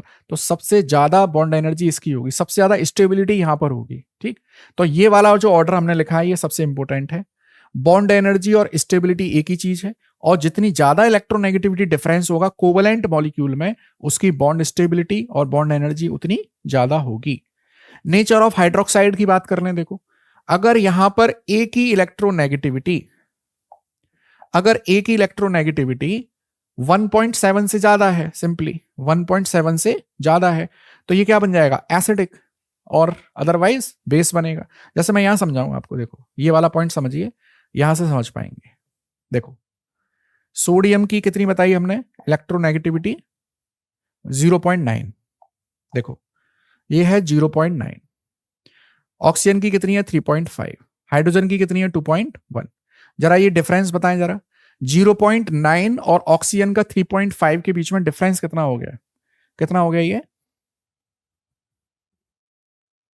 This is 2.6। और ऑक्सीजन और हाइड्रोजन के बीच में डिफरेंस कितना हो गया? 1.4। तो जो इलेक्ट्रोनेगेटिविटी का डिफरेंस ज्यादा होगा वो बॉन्ड जल्दी पोलर है, जल्दी टूट जाएगा। तो यहां पर ये Na+ और ये OH-। जो बॉन्ड ज्यादा पोलर होगा that will easily break down. हम लोग बेटा ये बात कर रहे थे कोवलेंट की, यहां बात हो रही है आयनिक की। आयनिक बॉन्ड जितना ज्यादा इलेक्ट्रोनेगेटिविटी डिफरेंस होगा वो बॉन्ड उतनी जल्दी टूटेगा। यहां पर HOCl को देख लीजिए, देखो HOCl, यहां पर हाइड्रोजन 2.1, ऑक्सीजन 3.5, क्लोरीन 3.2। तो ये डिफरेंस कितना आ रहा है देखिए 1.4, ये कितना आ रहा है 0.3। तो ये बॉन्ड जल्दी टूटेगा H+। तो ये है एसिडिक और ये है बेसिक। देखिए अगर मैं नेचर ऑफ ऑक्साइड की बात करूं तो इसको भी इलेक्ट्रोनेगेटिविटी से रिलेट कर सकते हैं। पीरियड में लेफ्ट से राइट जाने पर देखो लेफ्ट साइड में सारे के सारे मेटल्स हैं तो बेसिक होगा, और राइट साइड में सारे के सारे नॉन मेटल हैं तो एसिडिक होगा। बीच में क्या मिलेगा आपको एम्फोटेरिक। देखो यहां पर लिथियम बेरिलियम एक्सेप्शन है, ये एम्फोटेरिक बनाएगा, amphoteric. Aluminium amphoteric, aluminium amphoteric बनाएगा। बाकी के ये जो है नाइट्रोजन और ये कार्बन बोरॉन ये सब क्या बनाएंगे एसिडिक ऑक्साइड्स बनाएंगे। तो electronegativity is directly proportional to acidic nature, मतलब acidic nature is directly proportional to electronegativity. अब आप यहां देख लीजिए boron carbon nitrogen acidic strength, जहां पर सेंट्रल एटम की इलेक्ट्रोनेगेटिविटी ज्यादा होगी वहां पर एसिडिक कैरेक्टर ज्यादा होगा। लाइकवाइज यहां देखो HCl HbRO4, यहां पर देख लीजिए N2O5 ये ज्यादा होगा। तो कुल मिलाकर कोवलेंट कंपाउंड में इलेक्ट्रोनेगेटिविटी ज्यादा है तो एसिडिक नेचर ज्यादा है। एम्फोटेरिक ऑक्साइड है कुछ हमारे पास that we have to learn, ये हमको एज इट इज याद रखने हैं। देखिए कौन कौन से हैं बेरिलियम एल्यूमिनियम, सबसे पहले ना सिंगल सिंगल ऑक्सीजन वाले याद रखिए आप। देखो beryllium oxide aluminium oxide zinc oxide tin oxide lead oxide और एंटीमनी ऑक्साइड। फिर आता है टिन डाइऑक्साइड और लेड डाइऑक्साइड, इस तरह से याद रखिए बेरिलियम एल्यूमिनियम ठीक जिंक टिन लेड एंटीमनी, और टिन और लेड के डाइऑक्साइड्स भी होते हैं। इस तरह से 2-3 बार पढ़ेंगे याद हो जाएंगे आपको। इधर कार्बन मोनोऑक्साइड N2O और NO2 ये है न्यूट्रल ऑक्साइड्स, मतलब they neither react with acid nor base, ना तो एसिड से रिएक्शन करते हैं ना बेस के साथ। यहां पर एम्फोटेरिक ये एसिड और बेस दोनों के साथ रिएक्ट कर सकते हैं। याद रखना न्यूट्रल किसी के साथ रिएक्ट नहीं कर रहा है, एम्फोटेरिक दोनों के साथ रिएक्ट कर रहा है, एसिडिक बेस के साथ रिएक्शन करेगा और बेसिक एसिड के साथ रिएक्शन करेगा। इस तरह से कहानी चलती है। अब देखो अगर मैं हाइड्रोलाइसिस और इलेक्ट्रोनेगेटिविटी के मैकेनिज्म को समझूं, देखो ये बहुत फेवरेट एग्जाम्पल है, उससे समझते हैं। ये मेरे पास BCl3 है और हम लोग जानते हैं बोरॉन और chlorine, chlorine is more electronegative, chlorine पर आएगा माइनस। तो ये जो हमारे पास H है यहां पहुंच जाएगा देखो यहां, तो आपको क्या मिलने वाला है 3HCl ठीक है, और बोरॉन के पास क्या पहुंच जाएंगे 3OH, तो BOH का होल थ्राइस, जैसे हम क्या लिख देते हैं H3BO3, हम इसको ऐसे लिख देते हैं। अगर मैं OCl2 का देखूं देखो तो ऑक्सीजन इज मोर इलेक्ट्रोनेगेटिव, तो यहां क्या पहुंचेगा H, तो आपको मिल जाएगा H2O और आपके पास 2 HOCl मिल जाएंगे। ये देखिए तो कुल मिलाकर कोवलेंट कंपाउंड की हाइड्रोलाइसिस में electronegativity plays a very important role. Electronegativity scale किस पर बेस्ड है, इलेक्ट्रोनेगेटिविटी स्केल बॉन्ड एनर्जी पर बेस्ड है। ठीक, अगला देखिए which of the following is affected by stable configuration of atom. अब देखिए इलेक्ट्रॉनिक कॉन्फ़िगरेशन पर आयनाइजेशन एंथैल्पी भी डिपेंड करती है, इलेक्ट्रॉन गेन एंथैल्पी भी करती है और इलेक्ट्रोनेगेटिविटी भी करती है। तो अब आप देख लीजिए इसमें यहां पर आ जाएगा all of the above. Next देखें which of the following is different from other oxides. देखो ये बेसिक है, ये एम्फोटेरिक है, ये एम्फोटेरिक है और ये बेसिक है, ये भी एम्फोटेरिक है। तो देख लीजिए ये डिफरेंट हो गया। मैग्नीशियम ऑक्साइड इज बेसिक, बाकी के सारे क्या दे रखे हैं एम्फोटेरिक। आप एम्फोटेरिक और न्यूट्रल ऑक्साइड को याद कर लीजिए। एम्फोटेरिक क्या क्या थे beryllium oxide aluminium oxide zinc oxide tin oxide lead oxide antimony oxide. Tin का टिन डाइऑक्साइड हो गया और लेड का लेड डाइऑक्साइड हो गया, ये एम्फोटेरिक है। न्यूट्रल क्या है कार्बन मोनोऑक्साइड नाइट्रस ऑक्साइड और नाइट्रिक ऑक्साइड, 3 हो जाते हैं न्यूट्रल। ठीक है, अब आइए देखो least electronegative atom. Least electro देखो ये सब है हेलोजन, आयोडीन और ब्रोमीन हेलोजन है, कार्बन नॉन मेटल है, caesium most electropositive metal, most electro positive metal. ठीक, तो यहां पर this is the least electronegative atom caesium, क्योंकि सीजियम ग्रुप फर्स्ट में सबसे नीचे आ रहा है तो इसकी इलेक्ट्रोनेगेटिविटी सबसे कम होगी। तो यहां पर मैंने आपको पीरियोडिक टेबल की प्रॉपर्टीज के ट्रेंड्स के अकॉर्डिंग क्वेश्चंस को करा है, उनके कुछ बेसिक से पॉइंट्स बताए हैं, और बाकी का आप लोग भी एक्स्ट्रा सोर्सेज से क्वेश्चन प्रैक्टिस जरूर करें। तो इस तरह से हमने अभी ये पीरियोडिक टेबल और उसकी प्रॉपर्टीज को डिस्कस किया है। नेक्स्ट क्लास में हम लोग आप पी ब्लॉक एलिमेंट को डिस्कस करेंगे, फिर डी एंड एफ को डिस्कस करेंगे, लाइकवाइज कोऑर्डिनेशन कंपाउंड, और फिर स्टार्ट करेंगे हम लोग ऑर्गेनिक केमिस्ट्री, और लास्ट में रखेंगे फिजिकल केमिस्ट्री। ठीक है, तो आप लोग अच्छे से पढ़ें इसको। और बिफोर नीट एग्जाम, मतलब 3 मई का पेपर है, तो लगभग हम लोग कोशिश करेंगे कि 20 अप्रैल के आसपास हम लोग ये पूरा सिलेबस अपना कर लें। ठीक है, देखिए अच्छे से। Thank you.